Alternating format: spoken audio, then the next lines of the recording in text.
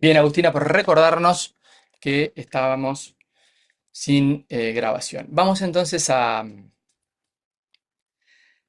empezar con la síntesis que ustedes decíamos estaban haciendo en relación al texto eh, que van a hacer en relación al texto de La Rosa, pensando en el sentido que ese texto tiene a la luz de lo que veníamos hablando, ¿no? Capaz que es posicionarnos más allá de hacer un resumen de, de La Rosa. eh, Previo, quizás el enganche, decir, bueno, a ver, ¿qué sentido tiene el texto y qué relación podemos establecer de ese texto con lo que veníamos hablando? El, el- el antes inmediato era Charlotte y luego, bueno, teníamos Farconesi con el resto de las teorías en relación al aprendizaje. ¿Quién se anima a ir estableciendo, bueno, en primera instancia el sentido de este texto, el sentido que le encontraron y las posibles relaciones con lo que veníamos trabajando?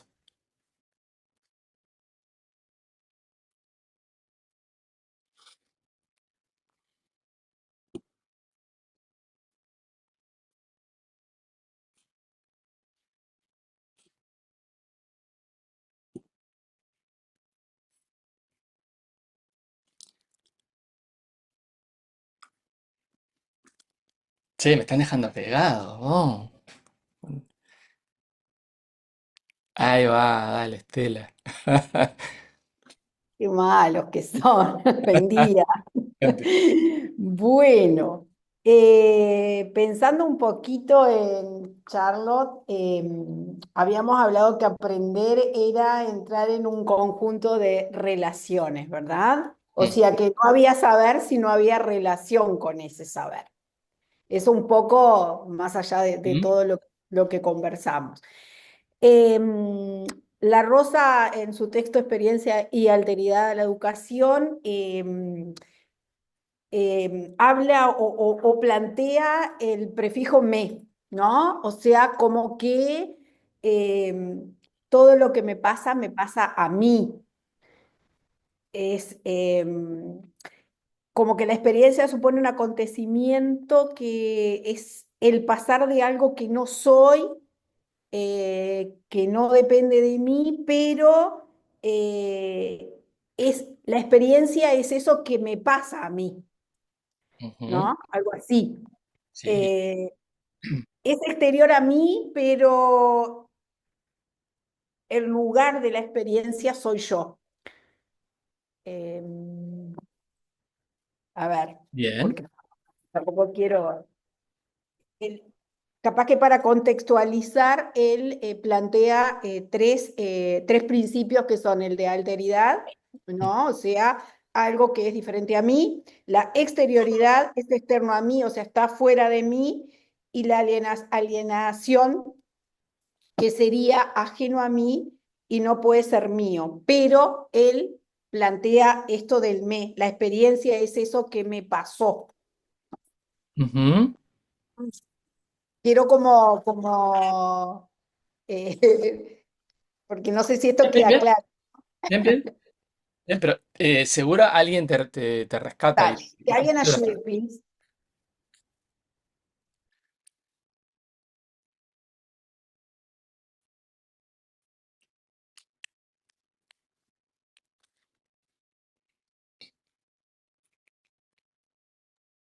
Me gustó esto que él dice de que la experiencia es como el pasaje vivido por la pasión. Ujú, Eh, Eso está muy bueno. La experiencia no se hace, se padece y es un padecer pasional. Yo lo relacioné con mi rol, con mi profesión, que tiene que ver con la pasión que uno tiene del encuentro con el otro y en esa interrelación en el rol de educadora, ¿no? La pasión en cada experiencia que tengo con un grupo de estudiantes, esa pasión por lograr el vínculo y lograr interactuar y aprender con el otro. ujú. Ahí va. Bien. Ahí Martí te está ayudando. o Martín debe de ser, te está ayudando, y dice, critican la tendencia de la educación contemporánea a centrarse exclusivamente en contenidos, resultados y técnicas, dejando de lado la dimensión humana, subjetiva y relacional del aprendizaje, ¿no? Proponen en este texto recuperar la experiencia como transformación, ¿no? Que aprender no es solo adquirir información, sino dejarse afectar, cambiar por lo vivido, ¿no? Eh,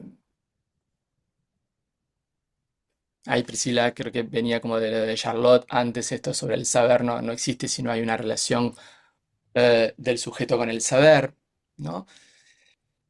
Rosina. Sí, lo que entendí es como que tanto Charlotte como La Rosa lo que hacen es poner en el centro al sujeto que aprende, no como un sujeto pasivo o como un receptor pasivo, sino como alguien que se transforma también con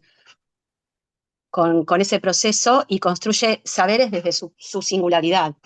Ujú, Y exacto, también hacen como esa crítica de la educación como algo tecnocrático, ¿no? Donde dicen que tendría que ser como, bueno, más puesto en tiempo y en forma de cada una de las personas, como algo más apostando a esta singularidad. exacto, exacto. Eso es clave y es un diálogo muy claro el este último que ustedes están estableciendo en la continuidad de esta línea de poder, cómo ir pensando el fenómeno de lo educativo, ¿no? El valor que tiene eh, el contexto, las relaciones, pero acá creo que tiene que esta dimensión como más subjetiva en relación al vínculo que puedo establecer con los otros, ¿no? Lo que sería como la construcción de un sentido compartido ¿En qué sentido? A ver. no, como que lo que veo es como que ambos autores de alguna forma sostienen o apuestan a que la educación, digamos, por esto, por una educación en donde el tiempo y las palabras sean como condiciones para pensar. Ujú. Yo creo que lo que está de base en esto, y creo que algunos de ustedes también los colocaban, no sé si en el chat o en las, no recuerdo ahora, en las interacciones. Piensen, ¿se acuerdan? La vez pasada hablábamos de eh, la crítica que Charlotte establecía como al dispositivo de lo escolar, ¿no? Y a Sí, cómo leer las situaciones como de fracaso escolar. Creo que La Rosa sigue desde este valor y este sentido de la experiencia, ¿no? Aportando claves a, en este caso, una educación, ¿no? Que tienda al reconocimiento de esa singularidad, ¿no? Cómo de alguna, a veces uno va a un centro educativo y dice, bueno, a ver, esperamos que todos tengan que aprender determinados contenidos, y es el mismo contenido, pero cada uno, lo vamos a ver ahora luego con ejemplos, ¿no? Hay un valor y hay un sentido que yo hago, ¿no? Eh, de lo que aprendo que es único y que es irrepetible, como plantea La Rosa, ¿no? Y eso tenemos que dejar que los gurises puedan tener alguna dimensión de este orden, como plantea La Rosa de la experiencia, que ahora la vamos como a desglosar, que Estela ya había como trabajado algo al inicio, y de alguna manera lo que nos invita es a pensar, bueno, cómo es que cada uno ha vivido aquellas experiencias que son significativas, ¿sí? Y desde ahí, ¿qué es lo que tenemos que hacer como profesionales de la salud, sea psicólogos o sea educadores, para poder abordar estos contenidos? Pero esto lo vamos como desglosando ahora a medida que vayamos entrando en el tema. ok, Estela. ok. Sí, yo creo que pensando en todo lo que estás diciendo, que el objetivo de su postura tiene que ver con llegar a que el sujeto pueda transformarse a través de la experiencia, ¿no? O sea, pasando por ese proceso de reflexibilidad, subjetivación, llegar a la transformación, ¿no? O sea, poder pensar en esto de ida y vuelta, como decíamos hoy, y que también ser consciente de que el otro va a aprender, porque tiene una subjetividad, va a aprender por distintos motivos muy diferente a mí, ¿no?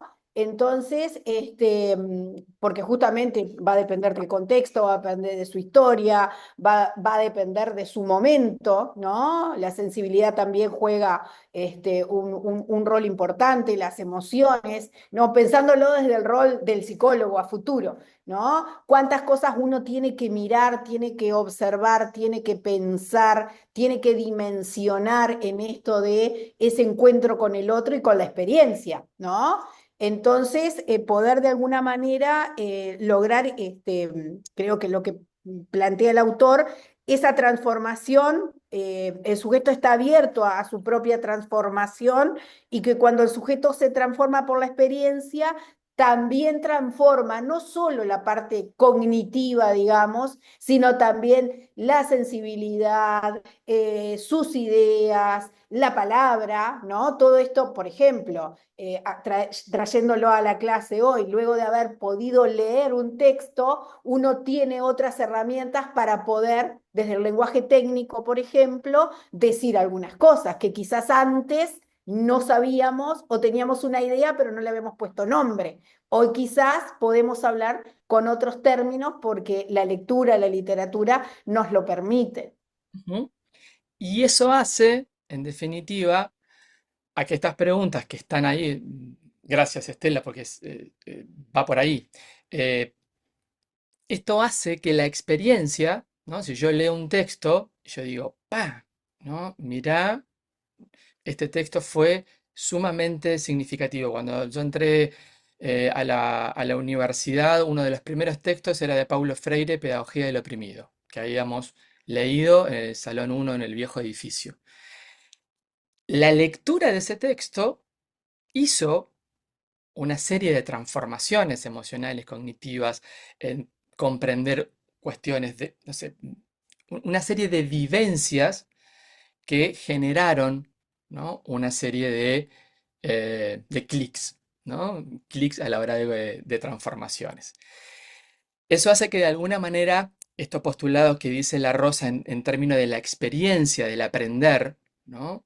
No pueda ser transferible, ¿no? Estas preguntas que están acá, ¿qué es la experiencia que tiene que ver con todo esto que estamos hablando?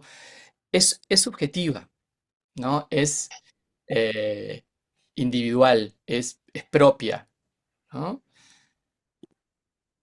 No puedo seguir avanzando. María Eugenia, ahí va.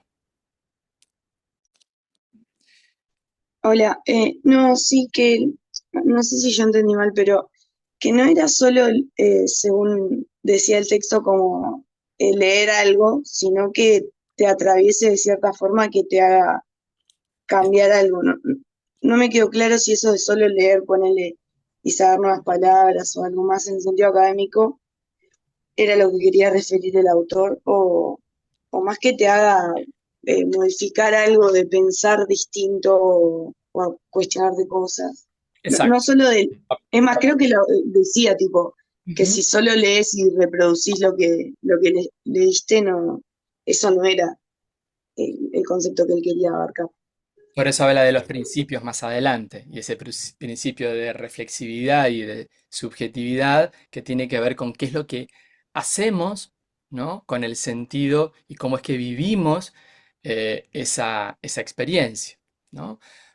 Por eso esto que se planteaba al final, en tanto la experiencia es esto, es irrepetible, es única, una misma situación, ¿no? El ser universitarios, la vivencia del primer día dentro de la universidad es un acontecimiento que está presentado igual para todos. Todos van a una clase inaugural ahora en Facultad de Psicología, pero cada uno de ustedes la vive de una manera diferente, ¿no? Y eso tiene que ver con una serie de vivencias y experiencias que se ponen en juego en ese contexto, en ese aquí y ahora. Mayra, Agregar capaz que una sí, cosita en esto que recién decía la compañera. em, Está muy bien, ¿no? No es lo que nosotros podemos decir del texto, no es lo que nosotros podemos recordar del texto o el conocimiento que incluso podemos aprender de ahí, ¿no? Sino es cómo en la relación con la cosa, con ese texto, con esa clase, pero también lo podemos llevar a otras cosas, ¿no? Lo podemos llevar también a una canción, a una vivencia, a algo que veo o lo que sea que esto que ustedes están diciendo, ¿no? Que genera algo del orden de la transformación en mí, ¿no?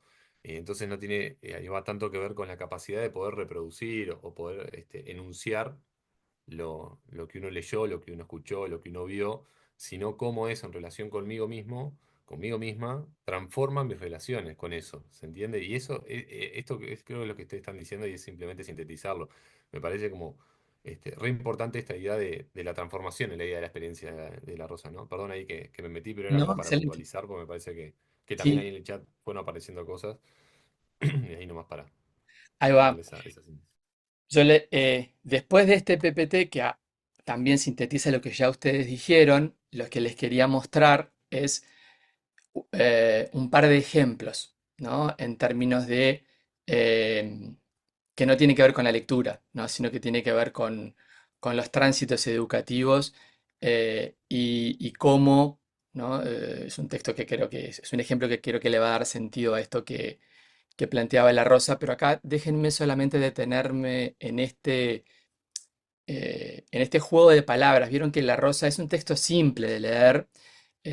Ya al inicio él va como introduciendo esto de, bueno, parece que estamos hablando de lo mismo, pero miren que no estamos hablando de lo mismo, ¿no? Eh, y esto que ustedes decían, bueno, esto que me pasa a mí, ¿no? Esta experiencia, esta vivencia requiere de un primer criterio que es esto de tener un acontecimiento. El acontecimiento es algo ajeno a mí, me pasa algo, ¿no? En el caso de la lectura, bueno, yo tengo ese texto, lo leo, el texto eh, tiene un determinado sentido, fue pensado para un determinado sentido, yo lo leo, tengo una experiencia, ¿no? Ahí entran estos principios de subjetividad, de reflexividad. eh, Ese texto genera algo en mí, ¿no? No me pasa nada, lo tengo que aprender de memoria porque me lo van a preguntar en un parcial, o me hace pensar y me hace pensar y me hace conectar emocionalmente, me genera fascinación, me genera emociones, eh, me hace complejizar ideas, ¿no? Por eso el principio de reflexividad tiene que ver con esta capacidad de significar cosas, ¿sí? Y ahí La Rosa es cuando habla de este principio de ida y vuelta, ¿no? Ahí se genera un vínculo con la experiencia, en tanto voy transformando ese, ese acontecimiento, esas cosas que estoy viviendo a punto de partida de lo que yo puedo ir haciendo, ¿no? Si lo pensamos en torno a, como lo vamos a ver ahora, a, a cómo los gurises viven los tránsitos educativos, ¿sí? Ahí capaz que nos queda un poquitito más claro, ¿no? Y esto que decía Estela al inicio tiene que ver con que el sujeto está abierto a su propia transformación o por lo menos se tienen que generar las condiciones, ¿no? Para que eso suceda, en tanto cuando la experiencia logra movilizarme, logra significarme, logra hacer cuestionarme, eh, se genera como una sensación de desarrollo, de transformación, ¿no? Que ahí por eso habla del pasaje y de la pasión, ¿no? En- yo lo que les traía como ejemplo, eh, antes de esto, a ver, voy para acá, eh, en una intervención que estábamos en un centro educativo, eh, lo vamos a ver más adelante, pero las transiciones educativas son momentos, son experiencias que todos hemos vivido, todos hemos dejado el jardín de infantes y pasado a la escuela, dejado de la escuela y pasado em, al liceo, dejamos el liceo y entramos en la universidad. Todos hemos vivido estos acontecimientos, ¿no? Eventos ajenos a nosotros que nos interpelan, o por lo menos nos generaron algún desafío.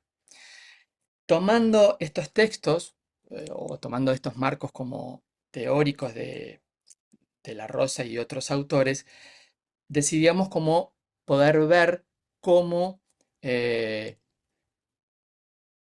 cuál es el sentido y cuál es la vivencia y cómo significan los gurises la experiencia de dejar de ser los más chicos de un centro educativo para pasar a ser, dejar de ser los más grandes, perdón, para pasar a ser los más chicos de otro, ¿no? Cómo vivían la transición educativa. Y ahí se inician una serie de ciclos y de talleres. Y yo simplemente saqué dos imágenes. Luego esto se trabaja con juegos, con dinámicas. Y quien quería podía dibujar y luego los adultos pasábamos para preguntarle el sentido que tenía ese dibujo luego de haber trabajado con un dispositivo de taller, de dar la palabra, de jugar, acerca de cómo viven, cómo estaban viviendo por allá por octubre, el cerrar el jardín de infantes. Y ya estábamos trabajando el ingreso a la escuela, cómo se lo imaginaban, cómo se lo representaban. Y los gurises dijeron esto. Y yo les voy a pedir que esto lo podamos intentar analizar en relación a lo que ustedes han leído y estas poquitas cosas que con Diego hemos como transitado en relación a la experiencia, ¿no? Lo voy a leer desde esta compu, porque acá tengo todo cerrado. Acá estoy con mis amigas jugando en el patio. Es el dibujo de la izquierda. Vamos a ir con Mika, Sofi, Iván y Lu a la misma escuela. Estoy muy contenta porque vamos a ir a la misma escuela.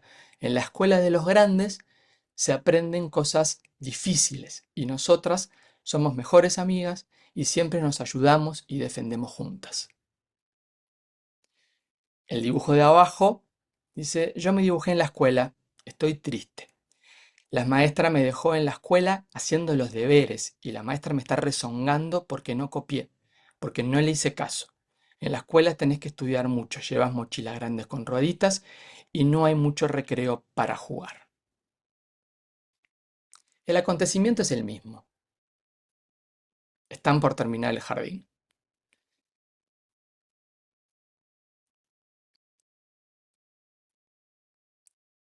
¿Qué podemos pensar si queremos analizar esto a la luz de lo que estuvimos hablando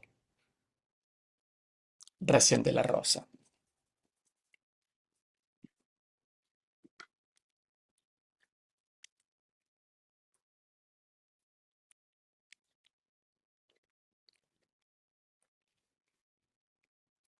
Sí, ay, Mayra, estabas desde hoy.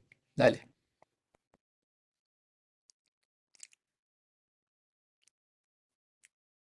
El micro. Ahora sí.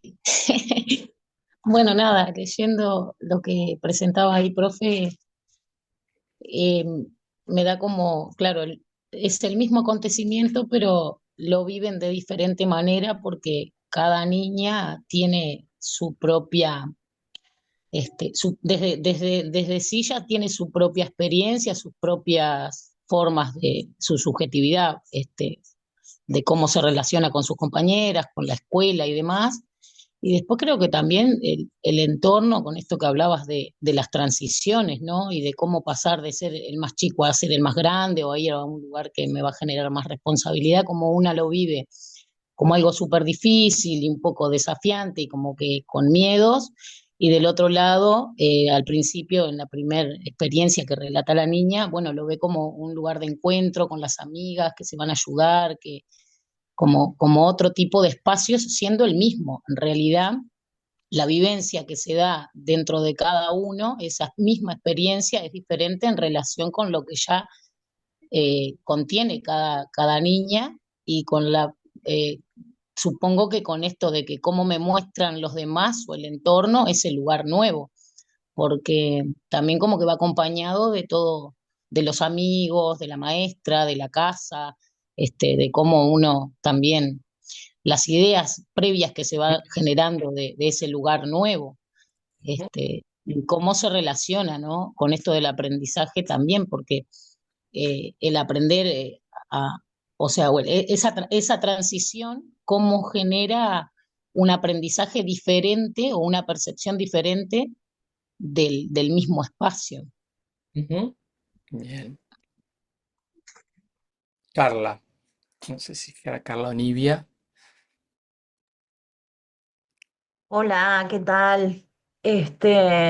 Sí, veo acá, ¿no? De acuerdo a lo que vamos viendo y leyendo y comentando, la importancia del contexto, la importancia del acompañamiento, de la contención, de la motivación, de,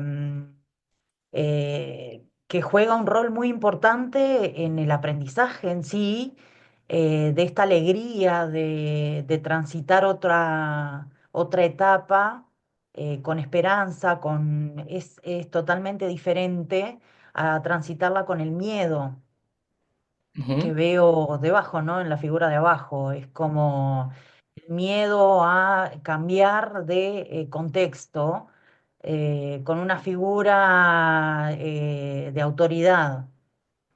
Y el contexto de arriba es cambiar de contexto con figuras y con relaciones horizontales.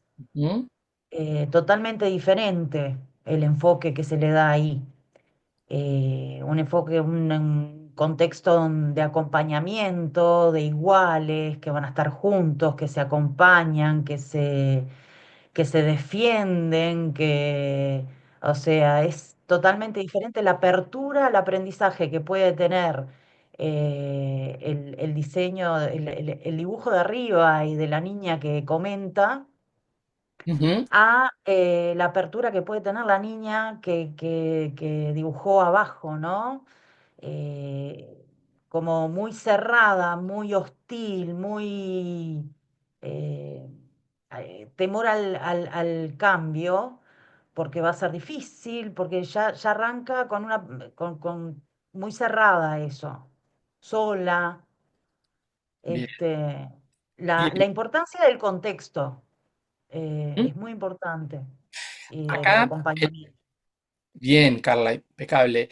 El esfuerzo que quizás eh, tenemos que hacer para hacer un análisis, pensando en que esto perfectamente puede ser como, por ejemplo, una pregunta de parcial, como veíamos en esto de una viñeta y una pregunta, ¿no? Si la pregunta fuera como identificar alguno de los principios de la experiencia de la rosa, ¿dónde ven alguno de los principios de esta noción de experiencia? Pero está muy bien esto que vos decías, Carla, ¿no? Esto depende del contexto, esto depende, ¿no? La importancia del contexto, pero, a ver, Nivia estaba desde hoy, ¿no? Hola, sí, yo lo que notaba la diferencia entre las dos niñas es una como ya tiene esa predisposición positiva que lo vive como un aprendizaje de cosas difíciles, algo que va a incorporar a su subjetividad, ¿no? En cambio, la otra chiquita dice, tenés que estudiar mucho, o sea, hay que estudiar. Eso no quiere decir que se vaya a aprender, porque Ujú, ya con niñas de 5 años tienen experiencia y quizá ujú, esa predisposición también cambie la ujú, nueva experiencia. ujú. Bien.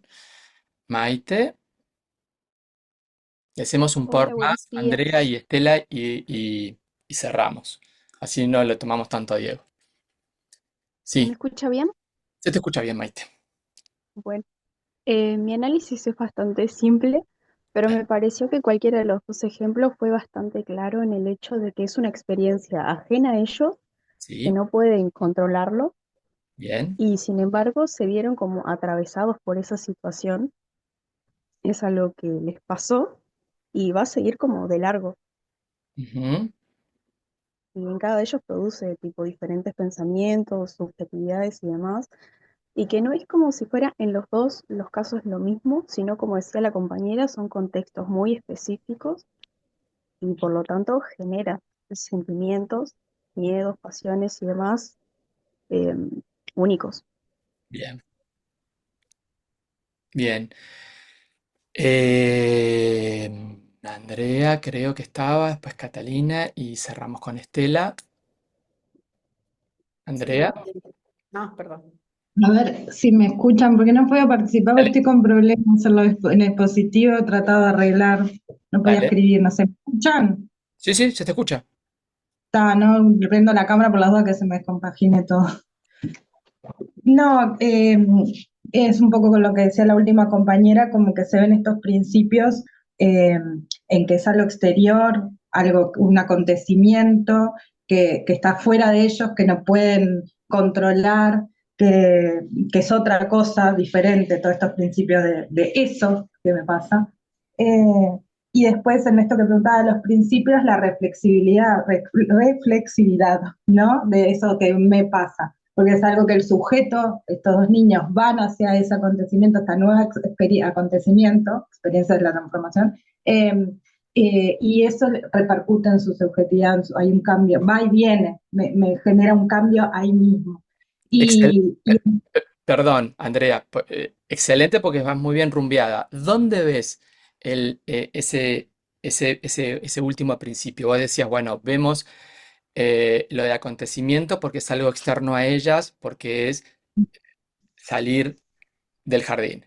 ¿Dónde ves el sí, segundo principio? ¿En cuáles son las expresiones, si las tuvieras que ejemplificar?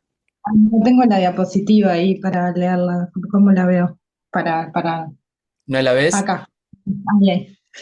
Em, Está todo el tiempo yendo, dice, acá estoy con mis amigas jugando, es parte de sí, de la subjetividad, en esto que siempre hablamos de dónde sale el ¿Mm? conocimiento, me parece un poco que la Rosa habla de que se da en uno, pero en uno en relación a eso que acontece afuera de mí, ¿no? Entonces, bueno, estoy con Sofi, todo referencial, la escuela. Vamos a ir o sea, ahí vamos a salir hacia ese acontecimiento, pero lo vamos a transitar juntas, es todo el tiempo esa ida y vuelta, ¿no?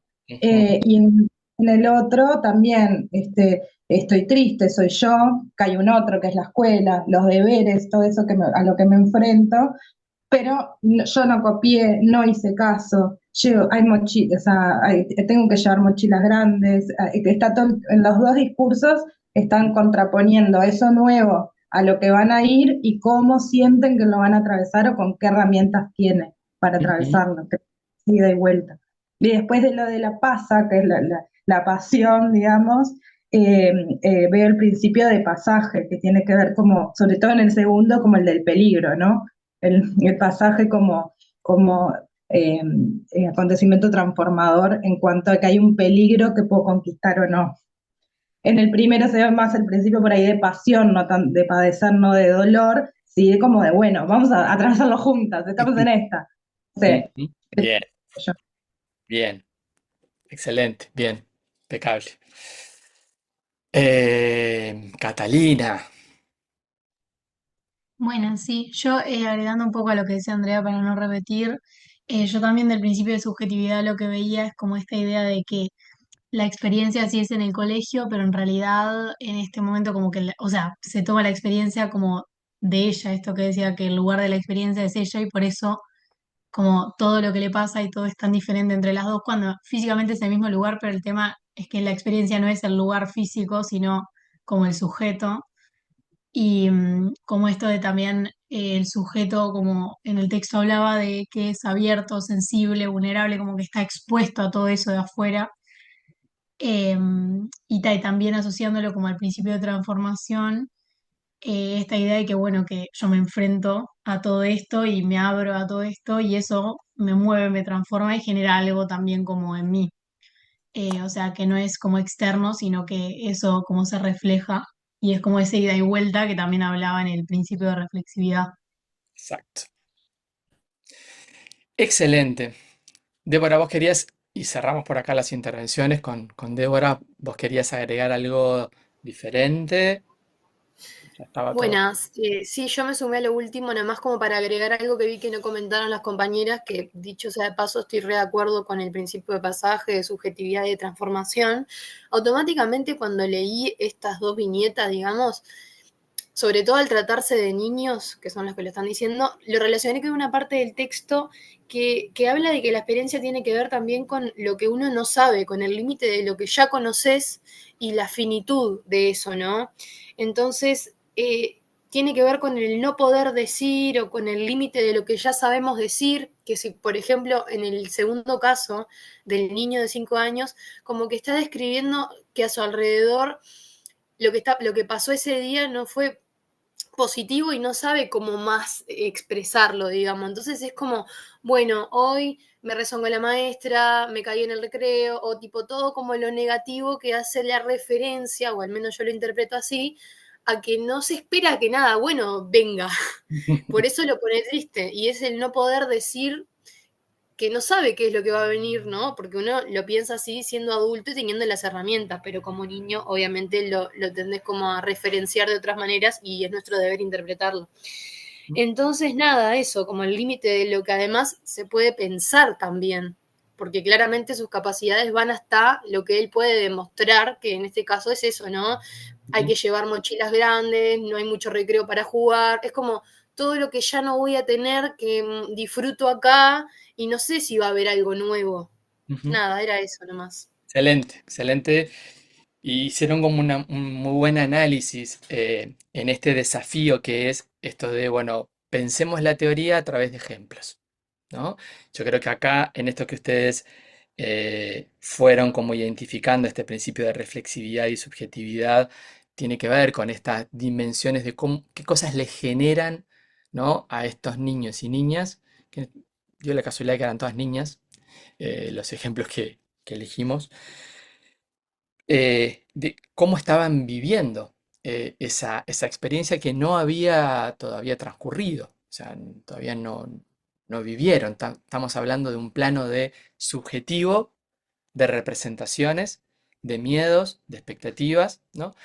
Que el valor de la experiencia ha sido como muy tomado por muchas pedagogías críticas, esto de formas como acá las maestras tienen como mucho más elementos que nosotros, pero hay pedagogías que de alguna manera intentan como generar y construir experiencias en los niños y niñas para que ellos puedan ir descubriendo y generando algunos aprendizajes significativos. Por lo tanto, esto que estamos trabajando, así como otros textos que pueden ser como complementarios, eh, sí sirven y han servido para la pedagogía para poder pensar formas de pensar el aprendizaje de manera diferente.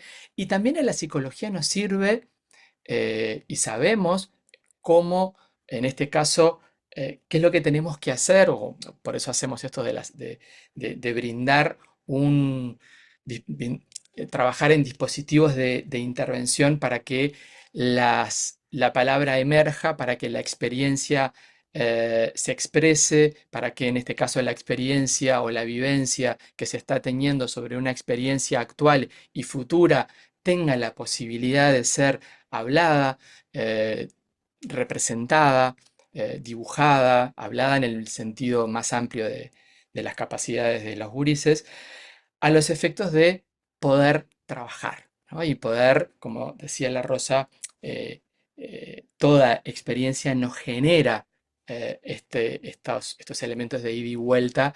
Acá, como muy bien decían ustedes en las últimas intervenciones, hay como dos grandes dimensiones de lo emocional, el disfrute y el placer por seguir creciendo y tener nuevos desafíos, y la vivencia y el miedo y el pánico y el temor de que la sobreexigencia o la exigencia va a ser un montón y no voy a poder, ¿no? Y eso necesitamos como psicólogas y psicólogos como trabajar. Yo lo dejaría por acá, porque ustedes van a ver en el PPT que poníamos los mismos, algunos ejemplos de lo que la Rosa había como trabajado en el sentido de la experiencia de lectura, pero queríamos traer otro ejemplo que no fuera la experiencia de lectura. Ahí van a aparecer algunos textos que, bueno, que habían sido como significativos para algunos de nosotros. Ale colocaba un texto de Idea Vilariño, de poesía, que para ella había sido como muy significativo, y que le había generado esta capacidad como de transformación y de repensar y pensarse. eh, pero bueno, yo lo dejaría un poquitito por acá porque me parece que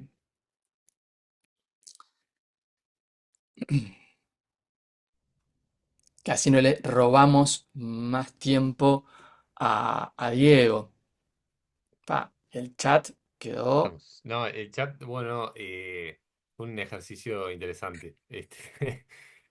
Traté nada, de ir respondiendo, se fue generando un intercambio interesante. Justo recién Mariana le preguntaba, bueno, pedía si podíamos hacer una síntesis de lo que fue surgiendo en el chat.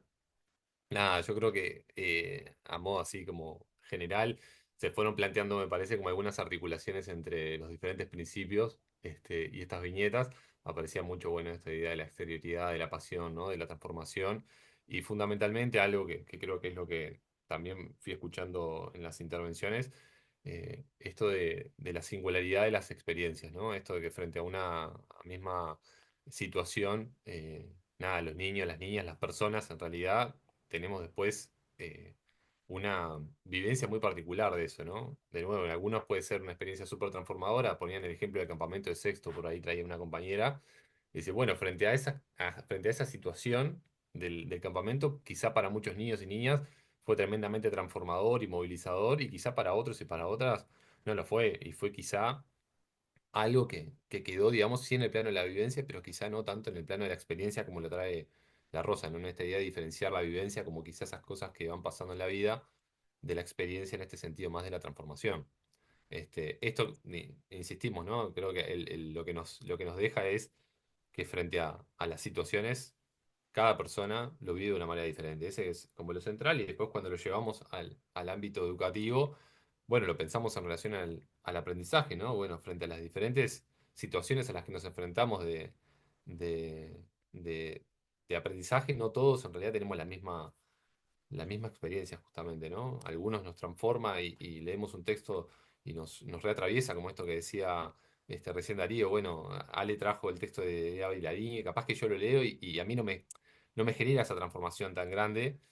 O bueno, a mí siempre esto me lleva a pensar en mi propio proceso formativo, ¿no? Yo me acuerdo cuando conocí a Spinoza creo que fue en ética y ontología, en medio de Spinoza, en la ética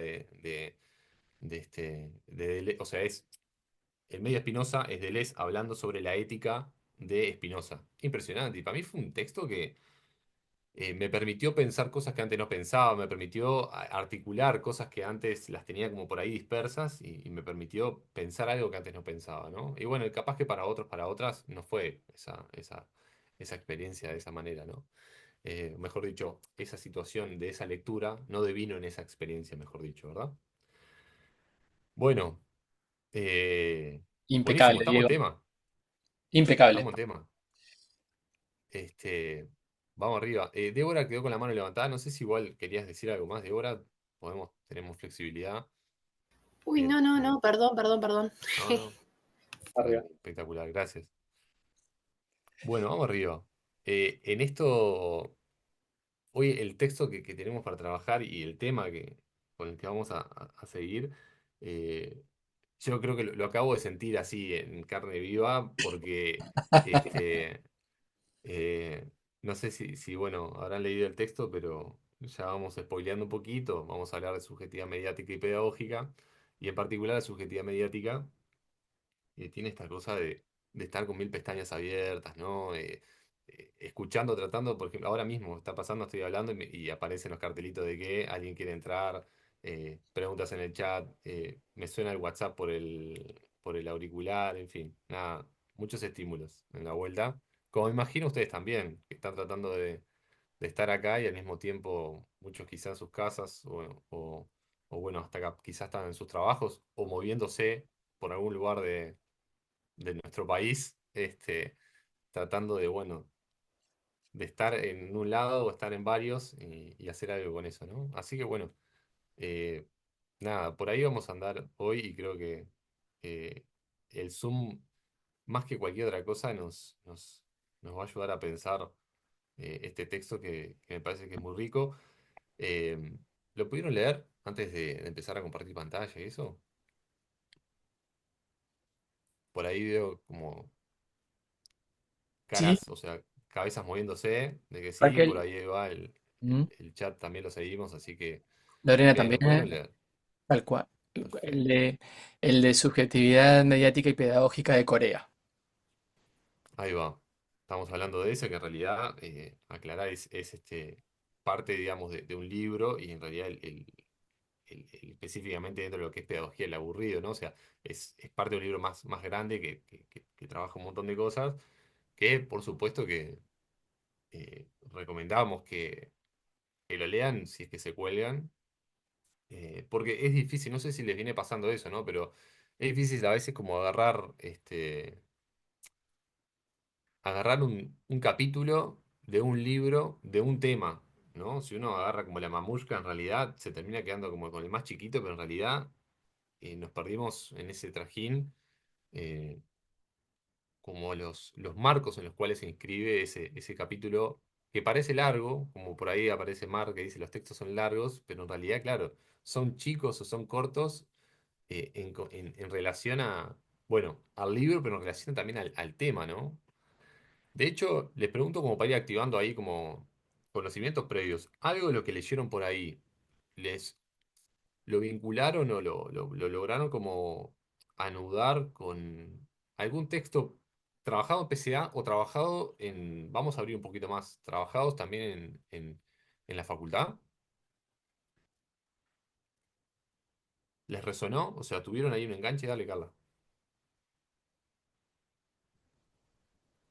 A mí me resonó muchísimo porque en una época, cuando hice profesorado anteriormente, Sí, leí mucho a Paulo Freire.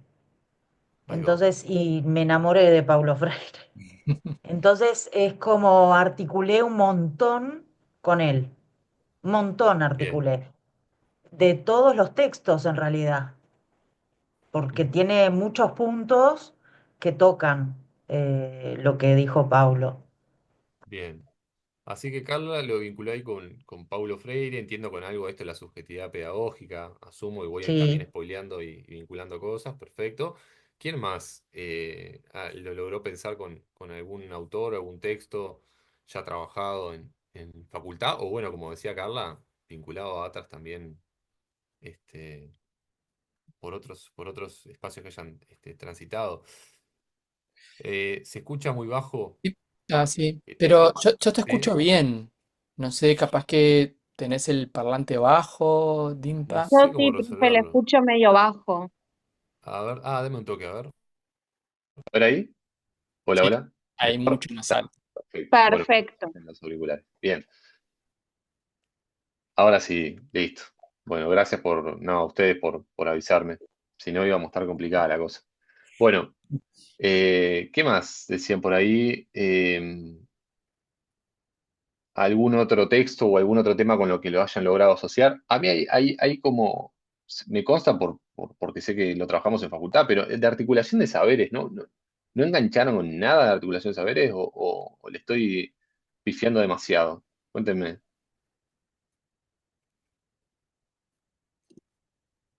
¿no? ¿Producción de subjetividad o algo por el estilo? ¿No? A mí me hizo acordar psicología del desarrollo, dice por ahí Pilar, y la exposición de los bebés a los diferentes estilos. Valentina trae por ahí proceso de Eso que- subjetivación. Ujú. Arti 1, por ahí apareció Priscila.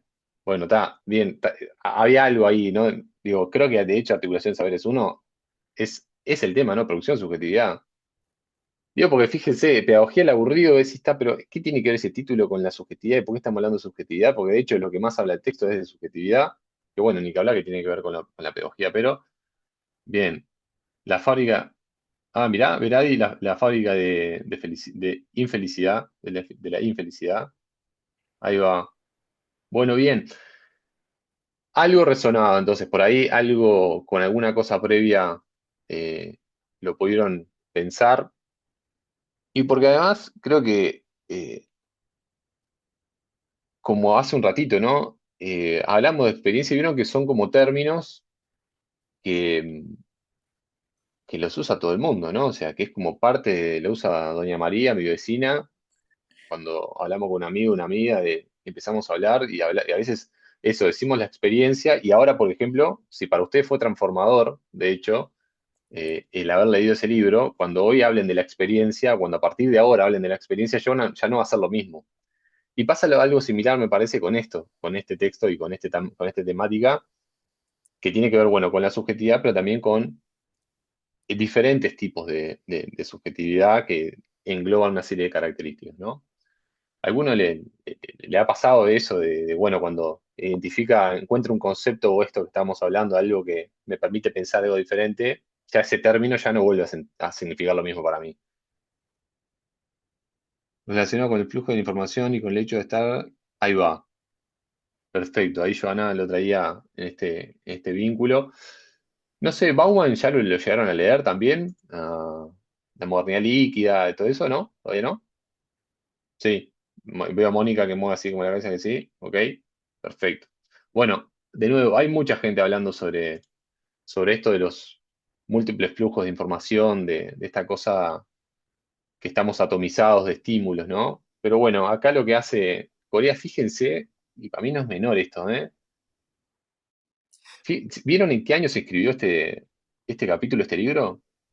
¿Lo vieron? ¿Prestaron atención? 2004 creo, ¿no? Búsquenlo, búsquenlo. ¿De cuándo es este libro? 2004, Raquel. 2004. Ya pasó los 20 años este capítulo, este libro. La vigencia que tiene, ¿no?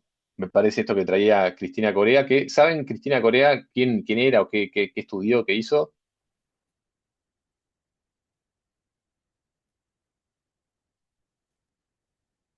Se las tiro. Es, no saben, ahí va. Bueno, Cristina Corea es semióloga. Está ahí ella, fíjense, desde la semiología, pensar en realidad estos procesos de la subjetividad y la pedagogía. Como semióloga, hace 21 años, pensando estas cosas, muchos de nosotros quizá teníamos eso, éramos niños, adolescentes, ni teníamos idea de que estas cosas estaban en la vuelta, pero las estamos viviendo y eran parte justamente de nuestra producción de subjetividad. O sea, éramos producto de ese contexto a la vez que nosotros reproducíamos también ese tipo de subjetividad. Muy interesante. 21 años después, con una vigencia tremendo. Bueno, Belén estaba naciendo en el 2004. Tremendo. Bueno, Corea va a decir, de hecho, bueno, quienes están naciendo en este contexto, bueno, están en el medio de todos esos flujos, justamente de información ahora lo vamos a ver, ¿no? Pero en ese entramado tan complejo de información que aparece por todos lados, ¿no? Bueno, nada, gente que estaba naciendo, gente que capaz que tenía 30 años, o bueno, en fin, pasamos por ahí, ¿no? En fin. Bueno, si les parece entonces, con esta previa, nomás que era como para irnos metiendo de a poquito en tema, este.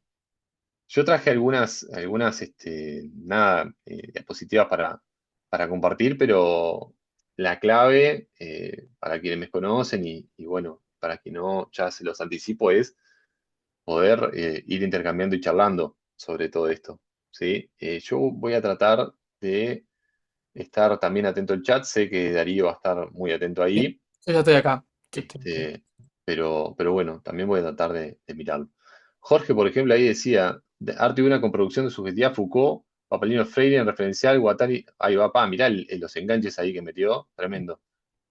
Y, Gresco Gasco en inicio y artículos sobre tránsitos institucionales. Bueno, ahí Jorge hiciste un tremendo y pasaje por diferentes textos y espacios curriculares que abordan algo de esto, ¿no? Valentina, Bien, Valentina ya hasta hace como algunos enganches también con lo de las clear. Muy interesante, Valentina, el enganche que haces ahí entre esto de la subjetividad mediática y la antiexperiencia. Vamos como a ponerlo como con un asterisco para retomarlo después.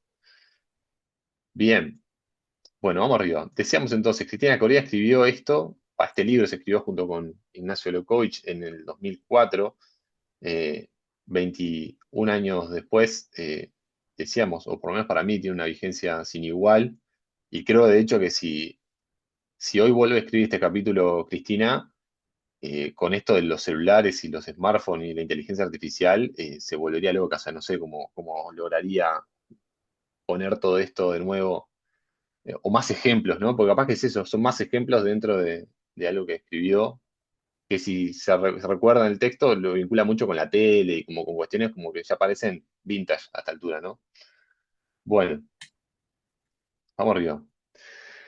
Lo primero, como para arrancar, que ya arrancamos, pero bueno, hablábamos, subjetividad, porque fue como, o es como un eje bastante importante que trabaja el texto, y particularmente en la primera parte del capítulo, eh, sitúa la cuestión de la subjetividad en el marco de la producción de las instituciones y la comunicación. Eh, Nosotros ahí vieron que en el libro les marcamos específicamente una serie de páginas.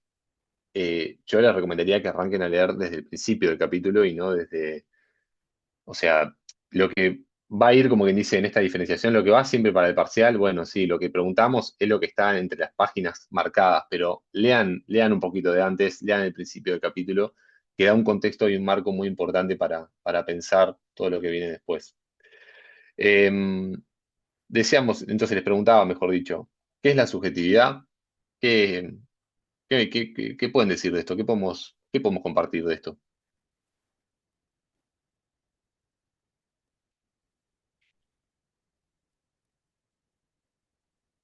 Lo que se acuerden, lo que salga.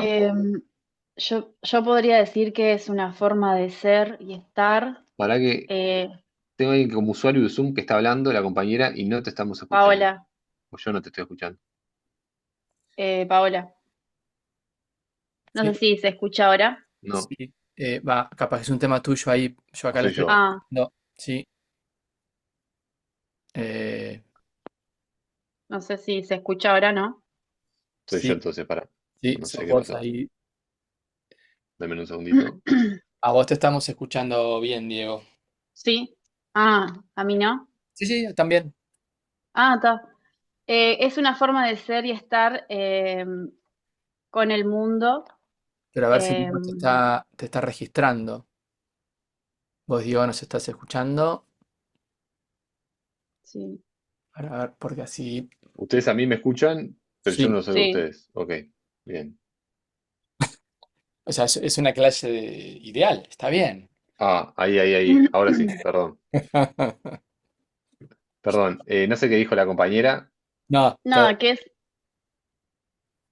lo único que es una forma de ser y de estar en un Bien, contexto histórico con el mundo.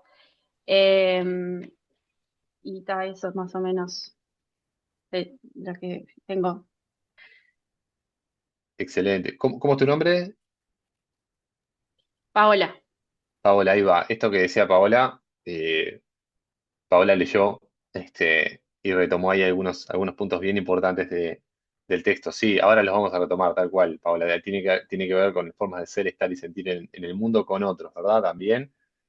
Valentina, y voy leyendo algunas cositas acá en el chat. Ujú. Para mí algo que está bueno que dice es que es algo producido, ¿no? O sea, como la subjetividad como no algo natural ni dado previamente al sujeto, sino como una cuestión que es producida por el afuera y a su vez reproducida por los dispositivos que Excelente, habitamos. Que no me parece menor eso. Capaz excelente. te dejo seguir hablando a vos. No, no, perfecto, Valentina, perfecto. Voy retomando acá antes de que hable Federico, porque Martina también traía, ¿no? La subjetividad es una construcción social, en esto que recién decía Valentina, histórica y simbólica, no es algo dado ni natural, esto es fundamental, sino que Ujú. se va conformando en el entramado de relaciones sociales, culturales, familiares y discursivas. Fíjense acá la importancia de las instituciones en la producción de subjetividad. Hoy hablamos de experiencia y hablamos de la experiencia sin todo el concepto de la rosa. Con subjetividad a veces nos pasa lo mismo. Cuando decimos, no, esto es subjetivo, como si lo subjetivo fuera algo que tiene solamente que ver con la persona, y no es compartido. Y fíjense en todo lo que están diciendo ustedes, que la subjetividad hay algo del orden de lo compartido, ¿no? Y es producto incluso y es reproducido de forma compartida, ¿verdad? Ya voy contigo, Federico. Vamos un toque. Bueno, Fátima dice, le podría agregar que también construye sujetos, porque ya estamos inmersos en una subjetividad. Esto de, ¿no? La clave entre la producción y la reproducción, ni que hablar. Eh, Ahí va, para ella es un modo de hacer y ser en el mundo para evitar el mundo y las instituciones y una forma con el mundo también, ¿no? Perfecto. Bien, dale, Federico, y mientras termino de leer, que ya vi que aparecían como cinco más, así que voy a tratar de tener atención dividida en escucharte y leer un poquito. Dale. Bien, bueno, conectaba con lo que la compañera sobre que la subjetividad es un modo de hacer en el mundo, sí, un modo de hacer con el mundo, y que esas prácticas, sí, de relacionamiento con el mundo lo llamaremos operaciones, sí, que van a ser lo que van a vincular a los sujetos con con los dispositivos que de alguna manera van a ser las instituciones. ¿Sí? Y los dispositivos a la vez nos obligan a los sujetos a ejecutar determinadas operaciones en esos dispositivos, ¿sí? Que la Excelente. subjetividad se instituye reproduciéndose. Perfecto. Esto que ahora Federico trae un componente que es central en esto que es el tema de las operaciones, que es básicamente esto de poder hacer algo en lo real, ¿no? En las instituciones nos exigen, nos piden que generemos operaciones, a la vez que las instituciones son quienes reproducen un tipo particular de operaciones a realizar, ¿no? Eso es central y tiene mucho que ver con, con la forma o qué es lo que se produce en este tipo de subjetividad, por ejemplo, en el ámbito, por ahí decían, ¿no? En el ámbito pedagógico, ya sea en el ámbito institucional educativo, el ámbito familiar, pero lo podemos llevar, a ver, a las grandes instituciones eh, de lo que son el Estado moderno, ¿no? Es decir, la escuela, la familia, la iglesia, la cárcel, el ejército, ¿no? O sea, como grandes instituciones que son o han sido históricamente productoras y reproductoras de cierto tipo de subjetividad, ¿no? Por ahí, Corea traía, bueno, eh, en una sociedad disciplinar, el tipo de subjetividad que promueve es una disciplinaria, ¿verdad? Es decir, el control de los cuerpos, eh, el control incluso de esto bueno, traer a Foucault acá sería decir algo y no decir nada, ¿no? Pero esta cuestión de tener como esa cosa del estar observados todo el tiempo sin que ni siquiera, sin que ni siquiera nos estén observando o sepamos que realmente nos están viendo. O sea, hay una idea también esta de lo que producen estos dispositivos de control, que eso generan también cuerpos, bueno, cuerpos que están como más, más consternidos, más controlados, más regulados, ¿verdad? En fin, por ahí siguen apareciendo cosas en el chat. Exacto, y cosas muy... ¿Vos querés que las lea o querés vos hacer? Sí, Sí. dale, dale, vamos a compartirlas. Sí, sí, sí, sí. Lourdes estaría, bueno, la subjetividad como esto, ¿no? Como el conjunto de operaciones que el sujeto realiza para evitar un dispositivo, para actuar en una situación, ¿no? Esa subjetividad que cambia ante cada situación y también cambian los mecanismos para utilizar, que se utiliza para realizar las operaciones, ¿no? Lorena decía, bueno, Perfecto. es un sujeto que nace hoy, ¿no? Multiconectado, receptor de todos los flujos, y ella además distingue la subjetividad, bueno, como vamos a ver más adelante, pedagógica y mediática, ¿no? Excelente. La Ahí, sí, dale. perdona, no, no. Dale, dale, dale, dale, Ari. Hay un montón, pero la subjetividad se Hay un refiere a montón. a la manera en que las personas perciben, interpretan y experimentan el mundo desde su propia perspectiva individual, influenciada por valores, creencias, ¿no? Mm.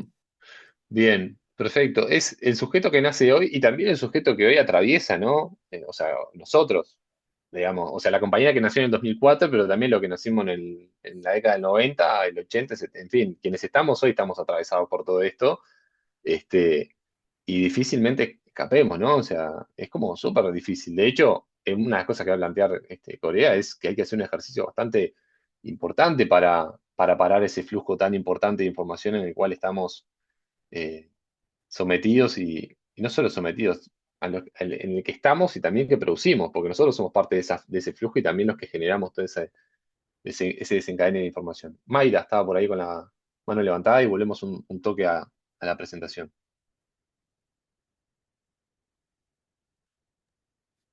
Esto de justamente de la subjetividad pedagógica y el tema bueno, de lo de la escuela y esta cuestión de la modernidad que como que se intenta eh, formar de alguna manera a las personas, moldearlas, busca por así decirlo, sí, formar personas que respondan a determinadas normas, a determinadas reglas, bueno, como la escuela, la postura dentro de lo escolar, bueno, el niño sentado, quieto, prestando atención a los contenidos y demás, y cómo esto se cruza con la subjetividad de cada chiquilín, de cada niño que está ahí, porque cada uno trae su forma propia de pensar, de sentir, de interactuar, este, que a veces hay como un desfase, ¿no? Porque esto que surge hace muchos años, hoy por hoy, si ya en aquel momento, en 2004, no cuajaba, hoy por hoy es cada vez como que encaja menos a los intereses de cada persona y el conocimiento, esto de que, como veníamos con la Rosa, de que tiene que ser como, este, que tengo que tener esta pasión, que me tiene que interesar, que tiene que venir como desde mis intereses también para lograr un conocimiento que tenga un significado, que yo lo pueda aplicar porque de repente la escuela, en su modelo y en su estructura, se aleja un poco de los intereses, pues la sociedad va cambiando, pero la institución sigue siendo la misma de hace muchos años, entonces como que no logra generar esto de a ver, ¿cómo lo digo? Como de que sea significativo, de que tenga que ver con la subjetividad de la propia persona que está ahí. Eh, Ujú. yo qué sé, socialmente de repente esto bueno, de los medios de comunicación y demás, los chiquilines interactúan mucho que por TikTok, por Instagram, por cosas que los mueven hoy por hoy, que de repente en lo escolar no se ve reflejado y tampoco van como de la mano acompañando a los intereses del hoy por hoy a nivel social de lo que es los niños hoy o en qué los jóvenes se centran o cuáles son sus intereses, sino que se trata de, bueno, esto es lo que hay, esta es la estructura, esto es lo que tenés que aprender y de repente la persona dice, bueno, pero esto a mí para qué me va a servir, a mí no me interesa Ujú. mucho de esto. Entonces no logra como generar esa Bien, pertenencia, interiorizar los conocimientos que están alejados de los intereses que la persona tiene. Entonces, bien. yo lo veo como por ese lado.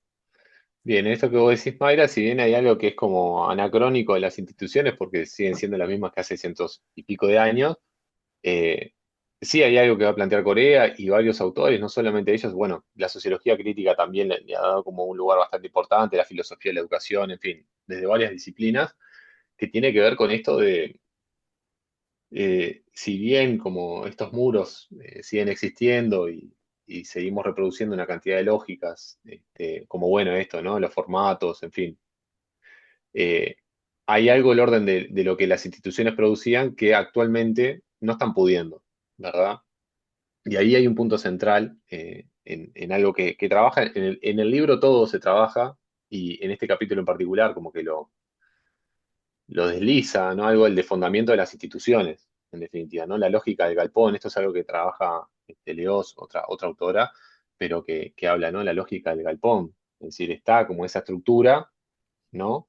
Ahora, el sentido que antes tenía la escuela, por ejemplo, que ya estaba acomodado, ¿no? Que ya era como natural, era eso, era la transmisión de ciertos valores, de ciertas formas de ser, estar y sentir particulares, este, y que estaban delimitadas por, por el Estado-Nación, hoy ya eso no ocurre, ¿no? Es decir, no, han perdido esa capacidad de producir eh, un código común. Es un poco lo que va a plantear por ahí Corea, ¿verdad? Ahí, bueno, volvieron a tomar a Foucault, Sí. ni que hablar, y ya vamos un toque con Estela que tenía la mano levantada, ¿no? Esta de que la subjetividad está moldeada por los discursos de poder, ni que hablar. Y, y- y hay un tema que es bastante, bueno, el poder esto de no se tiene, no se ejerce, diría Foucault, ¿quiénes son quienes están ejerciendo actualmente también esas formas de ser, estar, sentir y comportarse consideradas como normales, o por lo menos que direccionan básicamente a esa producción de subjetividad, ¿no? Ahí Corea en eso también va a ser como eh, muy, yo creo que muy fuerte en su planteo al decir, hoy en realidad quienes marcan la cancha son los sistemas de producción, básicamente, ¿no? El capital, es decir, y por eso también es que atenta contra la producción de subjetividad del Estado-nación como aquellos valores que son importantes. Es decir, como un Estado-nación, fíjense, pensemos, ¿no? Cómo en realidad, por decir algún país o una cultura puede generar cierta regularidad en ciertos valores, ¿sí? O algo que es importante para una sociedad, si lo que hoy está rigiendo fundamentalmente son las lógicas del mercado, la ley de oferta y demanda, la del consumo, y eso, claro, pasa por arriba cualquier tipo de regularidad sobre algo que entendemos que puede ser importante para una sociedad, ¿no? Entonces, el consumo ahí, por ejemplo, se lleva puesto a ese tiempo tan necesario para construir algo que perdure en el tiempo, ¿no? ¿Qué es esto? Bueno, o sea, sí, acá es sin juicio de valor, aparte si que está bien o que está mal, sino como eso que se logra transmitir de generación en generación y a través de las instituciones, ¿no? Estela. Eh, Sí, yo estaba dentro de alguna de las cosas que leí, como que la autora de alguna manera plantea ese proceso de destitución que está pasando tanto en la familia como en la escuela en general, digamos, como aquellas instituciones que de alguna manera eran las que marcaban rigurosamente determinados valores, ¿no? Este proceso que está de alguna manera atravesado por los nuevos paradigmas pedagógicos y los nuevos sistemas de producción, ¿no? Como que tendríamos que repensar estas lógicas, ¿no? Nuevas lógicas para que, en el caso de los estudiantes, por ejemplo, no se aburran, pensando en términos de la pedagogía del aburrido, no se aburran bueno, en la escuela, porque en realidad Claro. hay que hacer un cambio de lógica, pensando en lo que ellos quieren, en lo que ellos necesitan, en cómo nosotros tendríamos que atravesar un currículum, ¿no? Para que ellos puedan sentirse, digamos, lograr esos aprendizajes Ujú. significativos, ¿verdad? Sí. Voy a redoblar ahí, Estela, si me permitís. Y yo creo que el desafío más grande vinculado a esto tiene que ver, retomando ahí también lo que trae Corea, pero también toda una barra de gente que viene como en la línea de ella, que es cómo pensar el espacio educativo como un espacio de compartida de una serie de contenidos que son relevantes socialmente y cómo hacer para que esos contenidos que son relevantes socialmente, ¿sí? Eh, puedan ser aprendidos por cualquier persona, ¿sí? Entonces, en esta lógica de no ir atrás también de la lógica del mercado y lo que rinde y del consumo, no poner al dispositivo escolar a ese servicio, sino que el movimiento como de reivindicación o de revolución más grande que hoy puede tener la escuela es trabajar sobre esos contenidos que son socialmente valorados, con el desafío enorme de cómo hacer para que esos contenidos tengan un sentido, que ahí es donde está lo más difícil, creo, y lo más complejo. Es cómo construir un sentido en torno a contenidos que hoy incluso socialmente también están siendo cuestionados, ¿no? Eh, nada, me parece re interesante esto que traes, Estela, y de nuevo creo que en el ejercicio que plantea Corea y varios autores tienen que ver con esto de reivindicar el espacio educativo, reivindicar el trabajo sobre los contenidos, sin desconocer, por supuesto, todo lo otro, pero entendiendo que el trabajar sobre algo del orden de lo que se transmite socialmente y que eso que se transmite socialmente no solamente lo manejen unos pocos, sino que sea algo que manejemos todos independientemente del contexto en el que estemos. Eh, Una, Mónica. una, ah, Ah, no, no, Mónica y ah, después Paola. Era Paola, ¿no? Sí, dale, Paola. sí. Brevemente, sumando a lo que vos decías, Diego, que me parece súper interesante el tema de ayornar los contenidos y también ayornar la forma en que la escuela se aproxima a las nuevas generaciones, ¿no? Con las nuevas herramientas, este, pero sin descuidar el análisis crítico que se le puede brindar a los niños. O sea, Total. no sumarnos al objetivo de la distracción, ¿no? De vivir en un mundo distraído, en donde estoy de repente metido en un dispositivo y no sé qué pasa. Porque me estoy entreteniendo, ¿no? Decir, bueno, Ujú. está bien, pero fíjate cómo puedes pensar esto. ¿Qué significa ver esto en una pantalla? Ayudarlos a pensar, porque si no estamos, como decías vos, replicando la lógica del mercado. Los quiero distraer para que sean consumidores. No, quiero que la herramienta sea útil para que sean seres pensantes y críticos, desde chiquitos, ¿no? Total. Fundamental, fundamental. Nos vamos a meter en un toque con eso que tiene que ver con la idea de ser un usuario programador, lo va a traer ella, ¿no? Esto de poder ser un usuario que opere sobre la realidad. Y para eso necesitamos dar claves para eso. Y eso es lo que nos pasa también en este contexto, ¿eh? O sea, fíjense que desde que arrancamos el encuentro de hoy, estamos también tratando de dar como claves que nos permitan operar sobre los contenidos que estamos hablando y generar ese ejercicio de que no solo sea información que está pasando una tras de la otra, ¿no? Y esto con el laburo con los gurises es fundamental. Paola, dale. Nada, que yo pensaba que lo de Corea venía porque la pedagogía en sí, la subjetividad pedagógica venía de las instituciones como la escuela, cosas más educativas, estructuradas, que ayudaban al alumno como a concentrarse, como estábamos hablando otras compañeras, eh, y que la pedagogía mediática venía desde la tele que ya hablaba en ese tiempo, ¿no? Hacer el zapping, que es muy rápido, que no deja pensar, que en realidad no tiene contenido, no te concentra. Eh, entonces, como que igualmente, no sé si esto es lo que yo quiero preguntar, si es lo que yo entendí o capaz que entendí cualquier cosa, que aún así había como un orden en esos dispositivos, por más que sea zapping. Por ejemplo, el tema de los dibujitos que ella hablaba, que estaban a tal hora, Ujú. como que ordenaba un Hola, poco la sociedad de ese momento y después como que no sé, viste, ahora con el tema del cable y todo eso, que ya decía, como que desordenó todo, digamos, como que se estructuraba en ese momento.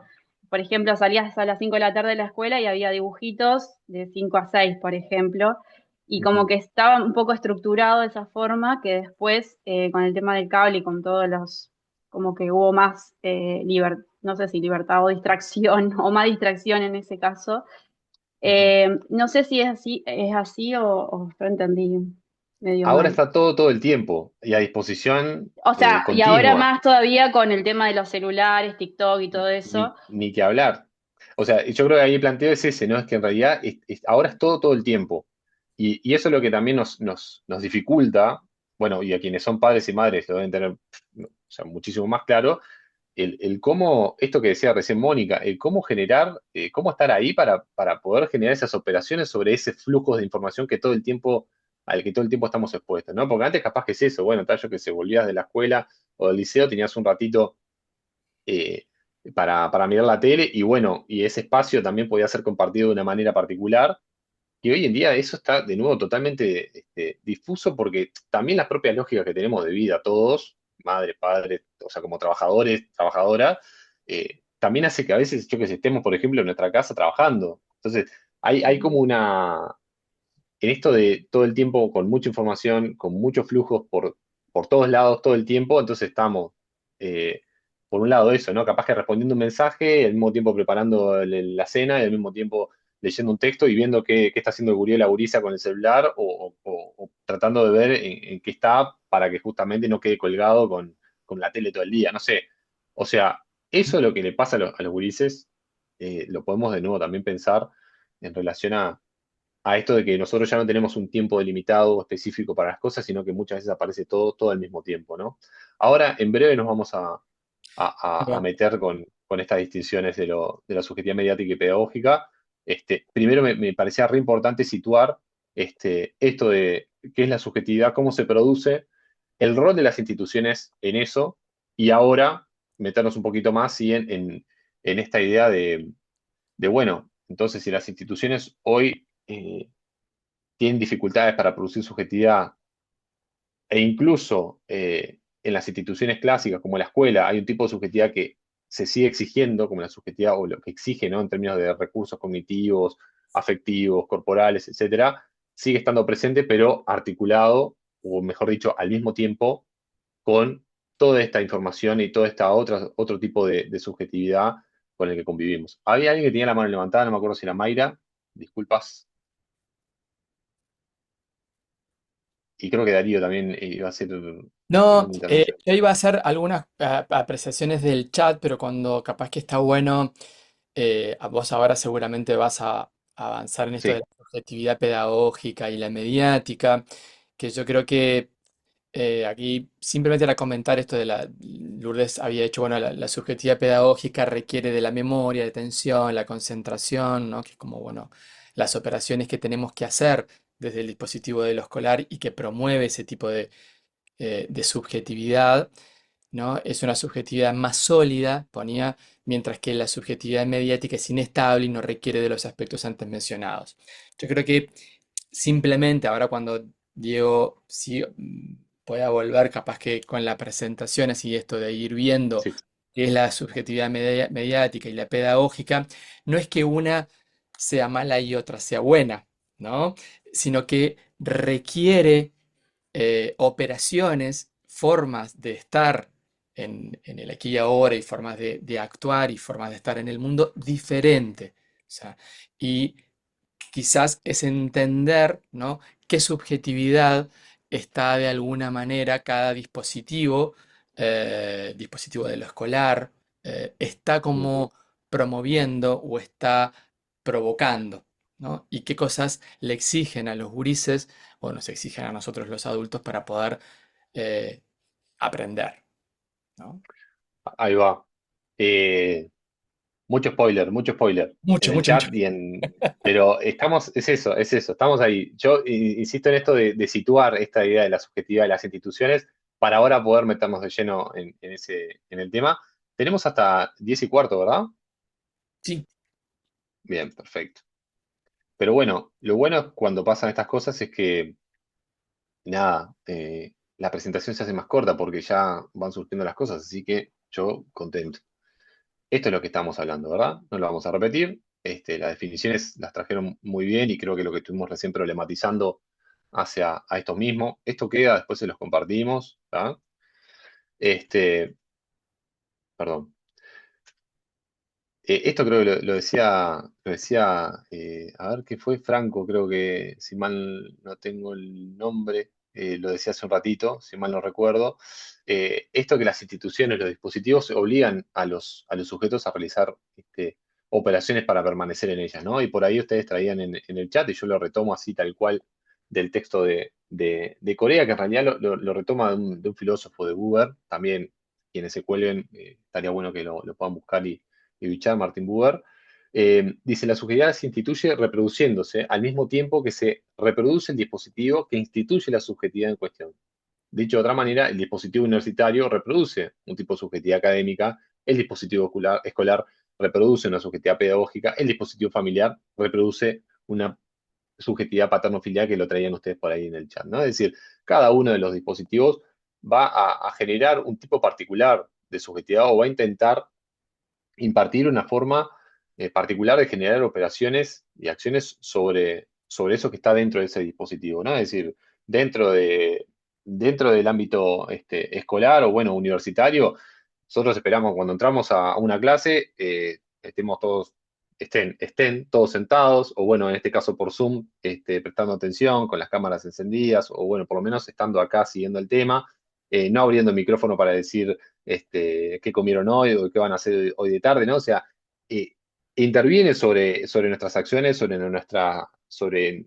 nuestro comportamiento de lleno y configura una forma particular de relación, de vínculo, ¿no?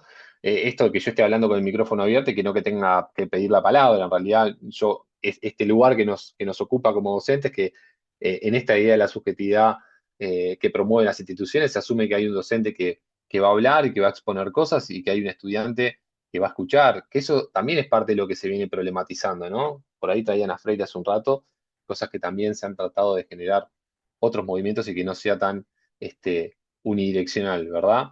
Pero bueno, lo cierto es que el dispositivo pedagógico, y como ha estado pensado históricamente, ha tenido esta forma, ¿no? Era Federico, no Franco, ahora que apareció por ahí lo vi, que traía esta idea de las operaciones. Bien, entonces, eh, como también recién decía Darío, ¿no? Que las instituciones o los dispositivos intenten formar o instituir un tipo particular de subjetividad, no significa que el resto de las esferas o de las producciones de subjetividad quedan por fuera, ¿no? Es decir, la subjetividad hoy pedagógica que podemos o que se intenta instituir dentro del ámbito escolar o académico, está tensionado todo el tiempo con todo esto que estamos hablando ahora, con esta subjetividad, si se quiere, más mediática o con estos flujos de información que todo el tiempo están atravesando. Digo, a ver, esto nos pasa ahora mismo, yo creo.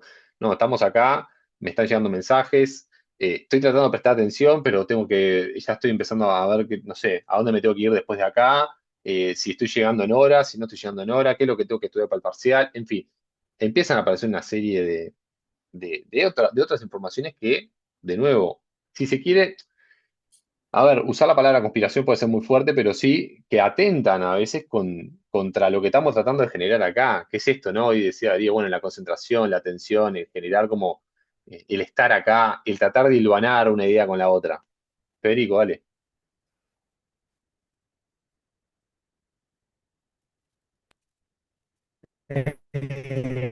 Hola, en relación y a las operaciones para permanecer en los dispositivos, que la subjetividad se instituye reproduciéndose al mismo tiempo que reproduce el dispositivo que instituye la subjetividad en cuestión. De alguna manera, estas prácticas que tenemos todo el tiempo que está reproduciendo para permanecer en los dispositivos son los modos en los cuales se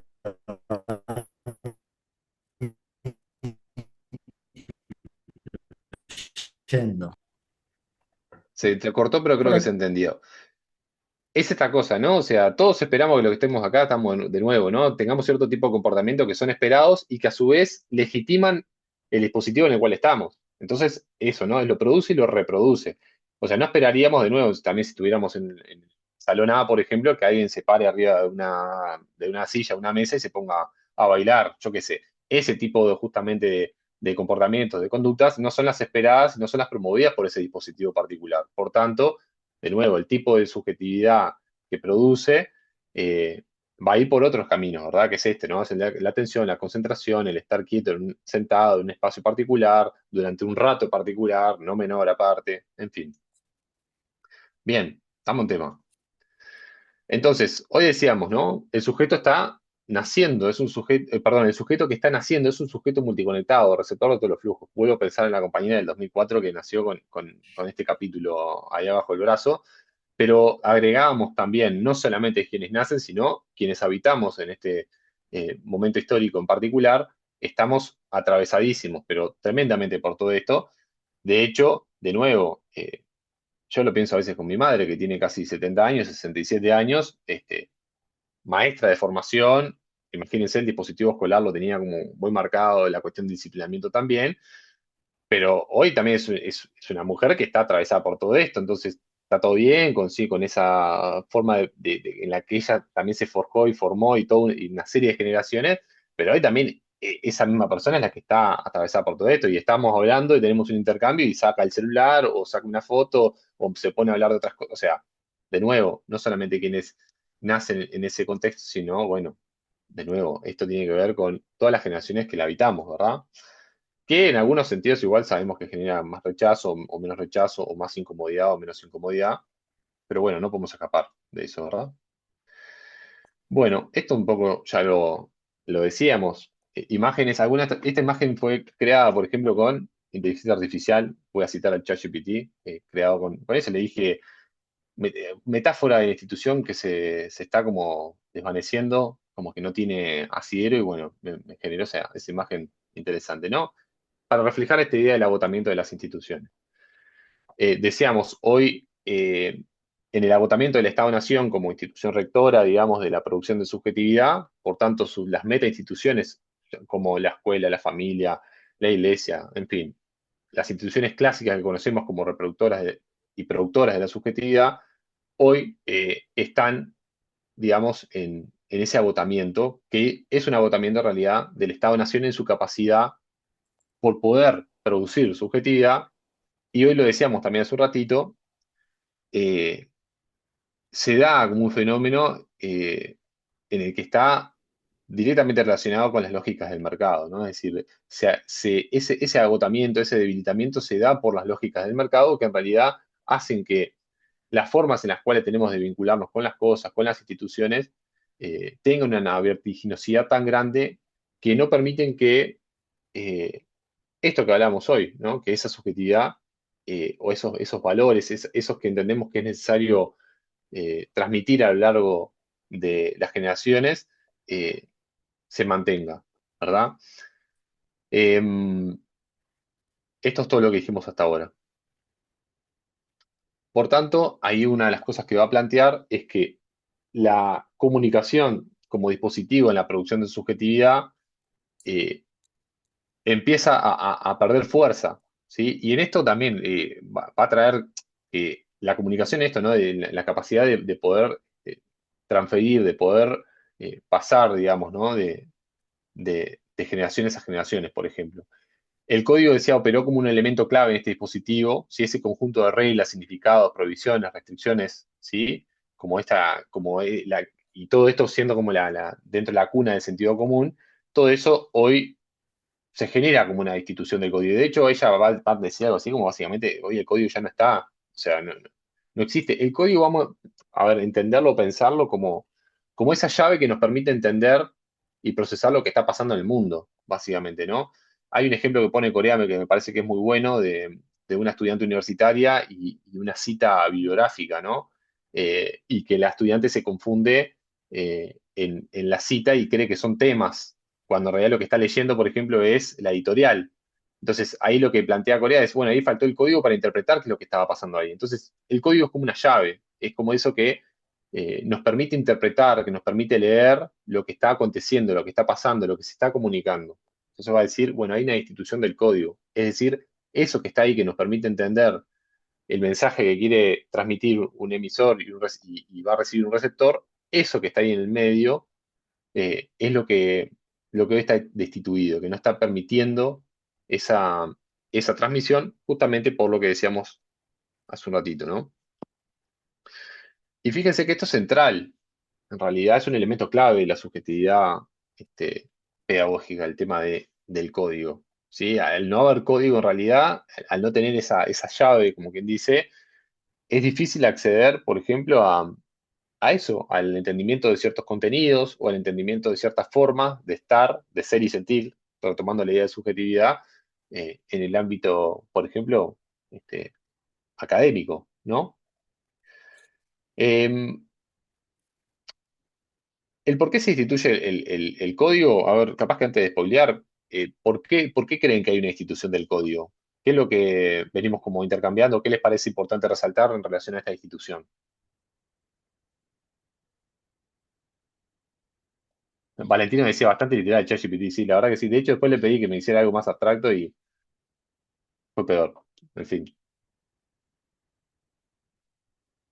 Ah, hay dudas también sobre el parcial. Ok, dejamos después unos minutos 5 antes. Pero bueno, primero esto para seguir pensando, ¿a qué se puede ver esta institución del código por todo lo que venimos conversando? Profe, por la lógica capitalista puede ser. ¿Dónde está Fabricio? Ujú. Yo hallo que la lógica capitalista es un dispositivo en sí mismo también y que está sobre las instituciones en este momento y por eso no podemos escapar, no podemos salir y están derrocando las instituciones. Bien, por No ahí sé. Fabricio, entonces. Ah, perdona, Fabricio. No, no, no. ¿Terminaste? Sí, sí, Impecable. Bien, entonces, cómo en realidad el capitalismo ha permeado las instituciones y eso les ha como sacado esa capacidad de que las propias instituciones, en este caso, pensando el Estado-Nación como institución, también sea capaz de producir subjetividad. No sé en qué orden estaban Federico, Nidia y Mayra, pero quien quiera hablar nomás. Lo mío es Bueno, me cortito. quedo, Ay, ¿eh? y quizás el dinamismo actual hace que los códigos queden Dale. rápidamente obsoletos, ¿puede ser? Bien, sí, ese es uno de los puntos, ¿no? Esta es la idea de la fluidez. Perfecto, que mencionábamos. Bien, Federico.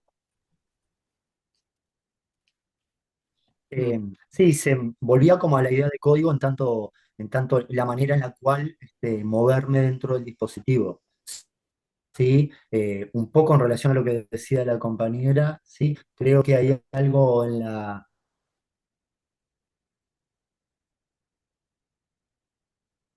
lo que Se nos Liu Chun tranca, Han va a Federico. llamar como la pérdida de la pérdida de un Te perdemos. Ahí capaz que te conviene, Federico, sacar la imagen a ver si logras tener más transferencia. una continuidad, ¿sí?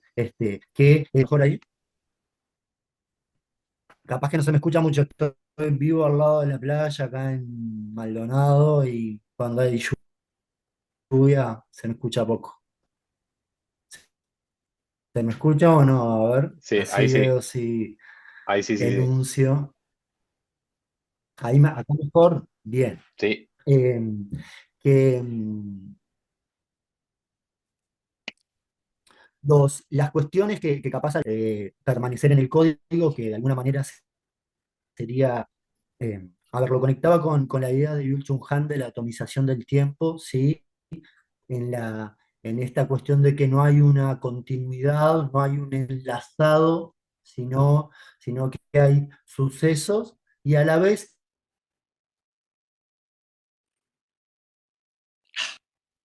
se nos corta. estos sucesos, por esas dudas que pueden ir aconteciendo, no se me escucha.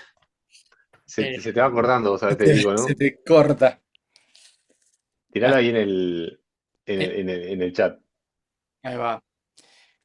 Como hizo, creo Mayra, que. Bueno, qué pena. Ah, Sí. Mayra, creo que estaba, y dale, Federico, animate a escribirlo por ahí. Mayra, Valentina, y después vamos con María.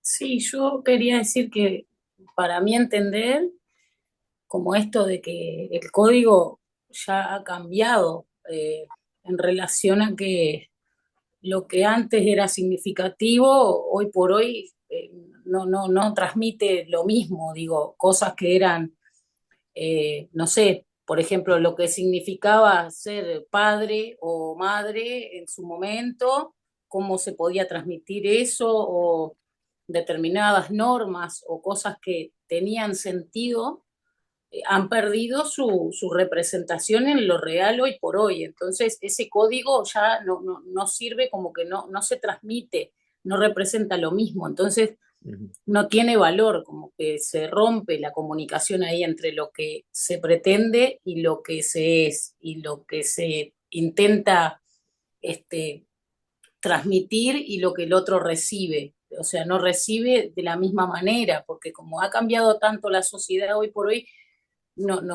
como que no se aplica por ese lado, lo veo yo. Bien, gracias, Mayra. Valentina. Ujú. Hola.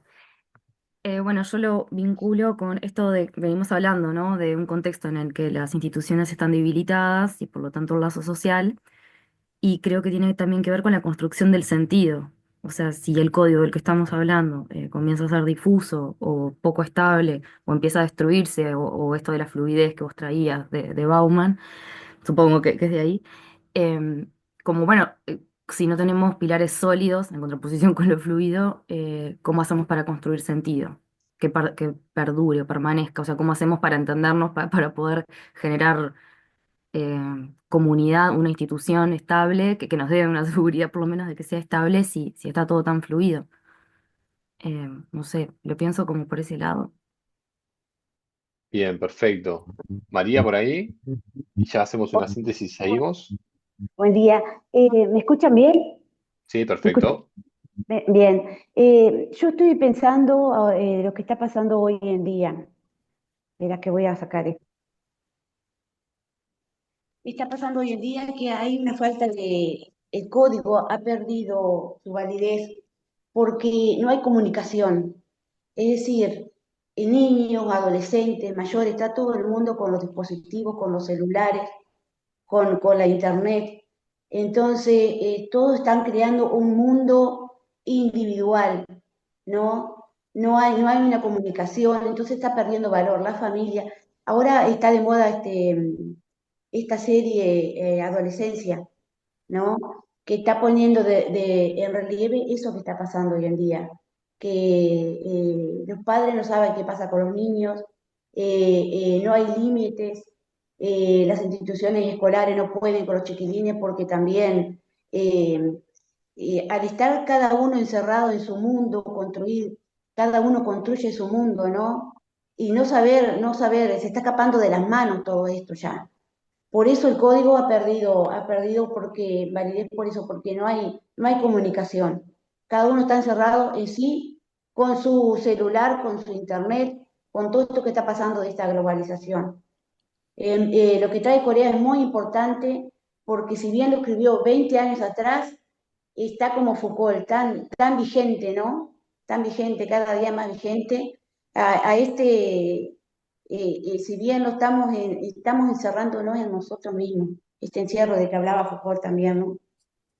A eso Bien, me quería referir. Por eso perdió el código su vigencia. No hay transmisión de mensaje, no hay comunicación. bien. A ver, ahí Darío, dale que vas a... No, no, no. Había cuestiones también en el chat que no sé si se la hicimos a retomar y yo estoy pensando en las Bien. 10, Ah, en ok, perdón, sí, vamos un 15 toque más. minutos. Hola, Pero me parece que está quería, bueno.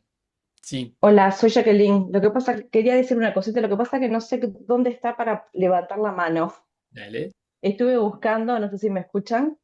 Sí, Estuve escuchando todo lo que estaban hablando el profe y mis compañeros. Simplemente es una opinión personal más allá de los textos y más allá de la experiencia de la vida, de vivir con adolescentes de diferentes edades, que yo creo que todo esto de los códigos creo que se van cambiando y cada uno los vamos cambiando y se van a medida que pasa el tiempo y los años, uno tiene que adaptarse a diferentes cosas.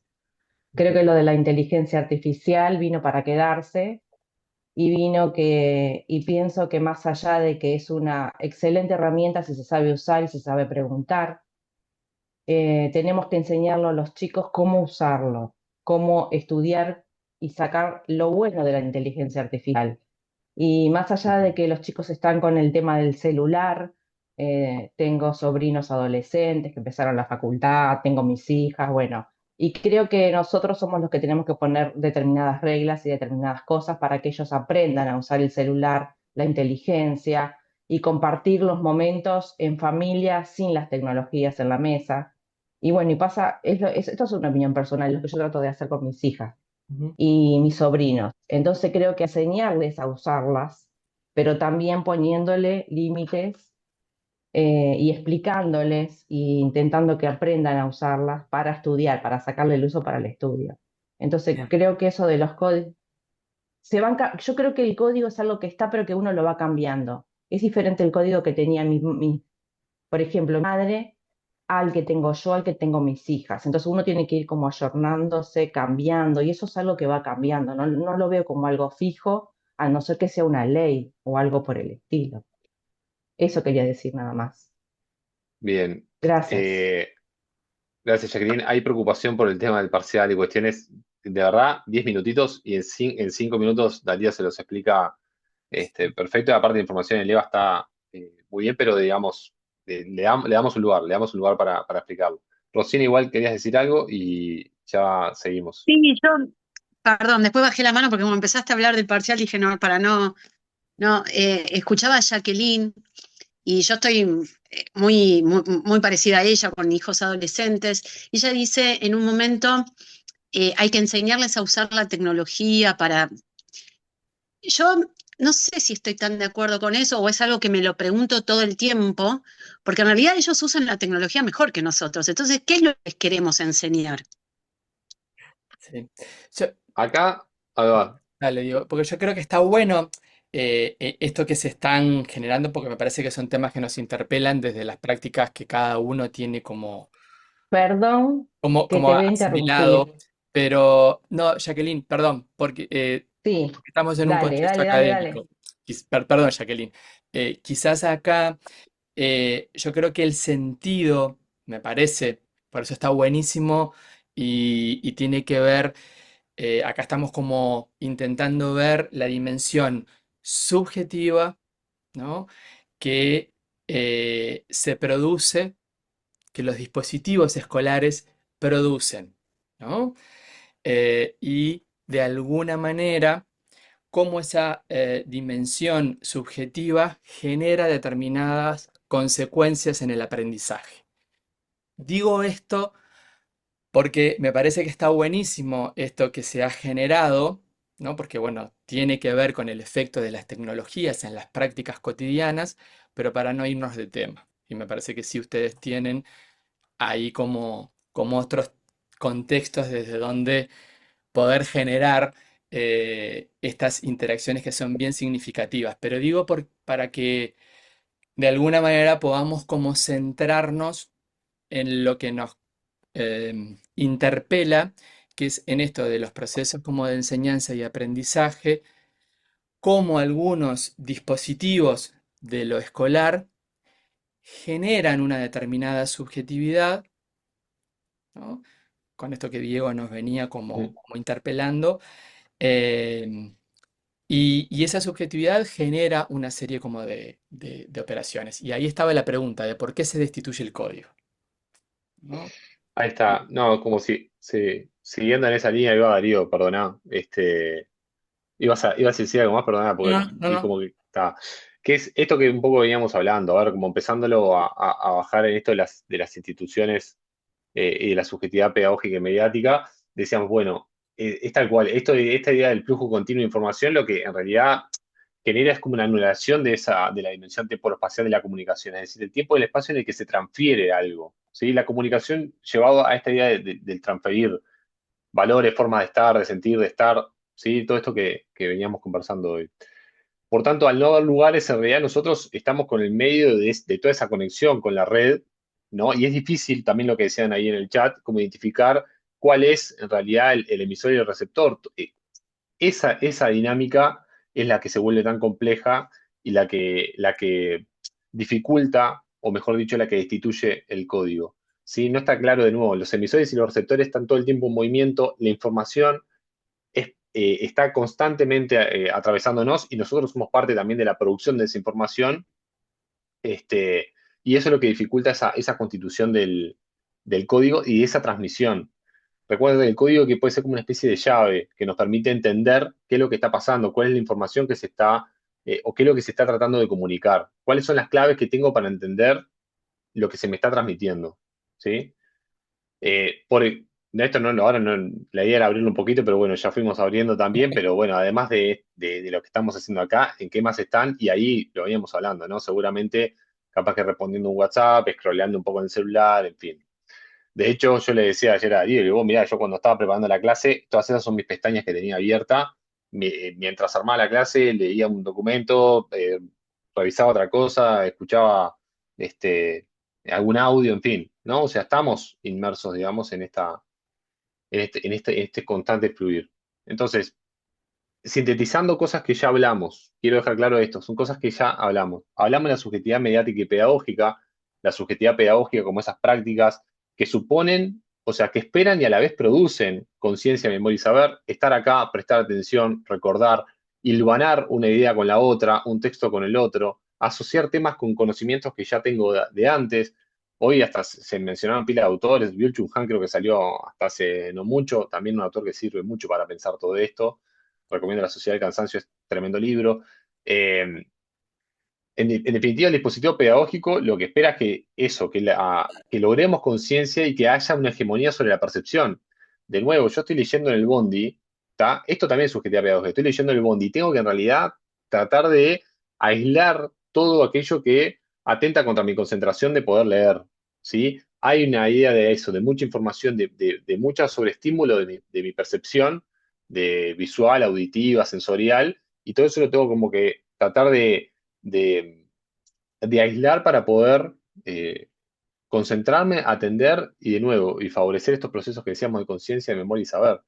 La subjetividad mediática, por el otro lado, decíamos, es por el otro lado y no es en contra de, ojo, de nuevo, no son cosas que, como decíamos, no habiten en un mismo momento, pueden estar en un mismo momento, ¿sí? Decíamos, son prácticas que están saturadas de estímulos que generan desatención, desconexión. De hecho, en la subjetividad mediática, un poco lo que plantea Corea es, básicamente, cuanto más desatentos o desatentas estemos, básicamente es mejor para lo que estemos haciendo, ¿no? Estamos mirando la tele sin mirar la tele. Realmente estamos mirando la tele, pero estamos comiendo, estamos scrolleando con el celular, estamos haciendo otras cosas, ¿no? Esto, ¿no? La velocidad de los estímulos hace que el concepto en realidad no se aloje en realidad en la conciencia. Es decir, estamos todo el tiempo recibiendo información, pero no estamos prestando atención a nada. Nada se fija, nada queda, digamos, en esa conciencia y justamente uno de los ejercicios es cómo operar sobre ello, ¿verdad? Algunas cosas más que también estuvimos diciendo, voy un poquito rápido porque ya lo hablamos. Este, la subjetividad pedagógica, pensémoslo, dentro del ámbito universitario, escolar, se espera que uno opere sobre símbolos, sobre marcas, significados, ¿sí? Sobre huellas.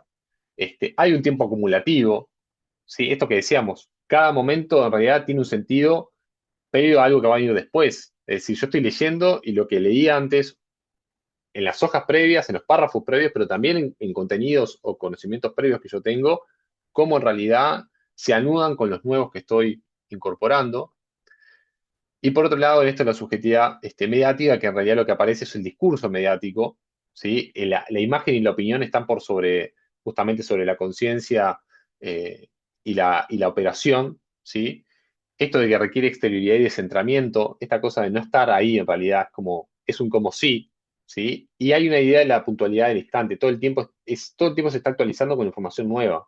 Para mí el ejemplo más claro es el del scrolleo, ¿no? O sea, uno está scrolleando, ¿qué fue lo que miró antes o qué es lo que, o sea, no está vinculada una cosa con la otra, es como que, y nosotros no nos fijamos sobre nada. Esa información fluye todo el tiempo, ¿no? Por eso hay también la distinción entre esto que hablamos de, de la construcción de sentido y de la opinión, ¿no? En la era justamente de la información, esta saturación conspira contra la posibilidad de construcción de un sentido porque la opinión antecede a cualquier tipo de parada de pelota para pensar qué está pasando y qué sentidos estamos logrando construir en torno a eso que está ahí en el medio. Esto ya lo decíamos, algo fundamental, sí, y también lo decíamos hoy al arranque, y con varios de los comentarios estos últimos que surgieron de Jacqueline y otras compañeras, tiene que ver con la capacidad o la posibilidad de generar pausa, en definitiva, para poder operar sobre ese flujo imponente de información que hay. No significa negar o tratar de que no se dé, sino parar la pelota para intervenir y generar operaciones sobre eso, sobre esa información tan grande y de tantos lados que nos vienen todo el tiempo, ¿no? Y esto con los gurises y los ejemplos que ponían ahí son como centrales. Bueno, estar ahí, por ejemplo, para mediar el vínculo con la televisión, el vínculo con el celular, dar claves para poder operar sobre esa información que está ahí en el medio, es central para construir este sentido que estamos hablando. Las formas entonces de las que plantea ahí Corea, otra imagen producida por ChatGPT, no muy creativa tampoco, pero bueno, esto de producir la pausa, generar el encuentro, generar el diálogo, va a traer Corea, son de las formas, digamos, en las que se pueden generar estas construcciones de sentido, ¿no? De nuevo, operar, generar, intervenir sobre lo que está ahí. No recepcionar como esta cosa de todo el tiempo los estímulos, incluso hasta en la lectura, de leer sin preguntarnos nada, ¿sí? El ser usuario, y en particular un usuario, como decía acá, que opera, es un usuario que interviene, ¿sí? Sobre eso que estamos leyendo, sobre eso que estamos viendo, sobre eso que estamos escuchando. La dejo por acá.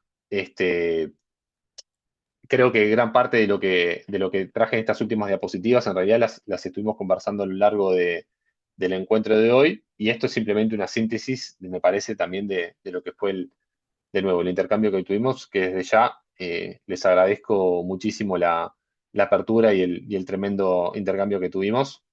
Y para cumplir con lo que dije, cierro acá para las dudas para el parcial. Ah, excelente, excelente, Diego. Creo que aparte me encanta esto de las interacciones. A veces lo que hacemos es como, bueno, centrarlas un poco, a veces, otras no, en función de los objetivos de la cursada, pero me parece que siempre todas las intervenciones son desde el respeto y desde la posibilidad de construcción y de problematización, que creo que es lo que ustedes fueron como logrando, y me parece que es un viaje esto de la simultaneidad, ¿no? Del chat, y de habilitar las expresiones de ustedes, y yo creo que es lo que hace siempre disfrutable estos encuentros, porque ya lo decíamos la vez pasada, uno no planifica unas cosas y luego termina sucediendo otra, y eso es lo interesante gracias a las participaciones de ustedes. Tranquilas y tranquilos, como creo que era Priscila la que colocaba la pregunta, no es que nosotros vamos a generar una viñeta y le vamos a estar como diciendo relacionan con todos los textos. No, sino que va a ser como básicamente una viñeta, como habíamos estado diciendo, una o dos viñetas, y cada pregunta, cada viñeta va a tener una pregunta, que específicamente nosotros podemos inducir a un autor, bueno, qué es lo que analicen según Corea esta viñeta, y eso según Corea. Si está abierta la pregunta, por eso tenemos que estar atentos a la pregunta, es eh, básicamente, bueno, puede ser, bueno, esa viñeta y relaciónenlo con dos de los textos trabajados. Y ustedes eligen qué dos textos, pero nunca va a ser una viñeta, como ustedes consultaban, y relacionar absolutamente con todos los textos, porque sería algo sumamente complejo. Pero bueno, vamos a seguir trabajando y recuerden que vamos a tener específicamente para el parcial un encuentro previo antes de que suceda el parcial para seguirlo problematizando, ¿no? Eh, y ahí preguntaban si es obligatorio citar en el parcial, si nosotros no preguntamos sobre un texto, si ustedes, y esto creo que lo veíamos en el primer encuentro, en general para PCA, pero para todas las materias, sí ustedes ya tienen que identificar, ir estudiando, identificando quién dijo qué cosa, ¿no? Bueno, Freire dijo determinada cosa, Usubel dijo otra, Corea planteó otra, entonces citar desde ese lugar y tener claro uno la referencia de cuál es el autor es como necesario. La semana que viene, ya que es semana de turismo, yo les estaba diciendo que disfrutaran. La facultad no está abierta, por lo tanto nosotros no vamos a tener clase. Y ahí en el calendario ustedes ven que el contenido previsto va a quedar en una clase grabada del año pasado. Nosotros nos estamos viendo el jueves después de Semana de Turismo con Frigerio Tiramonti Poggi. Así que un placer y on time. Y 15 estamos cerrando. Aprovechen Semana de Turismo para descansar, disfrutar y leer si tienen un ratito. Nos estamos Un viendo. abrazo, que Muchas anden bien. gracias, Diego. Chao, gracias. Arriba a ustedes. Chao, chao. Chao, gracias. Buena semana. Chao.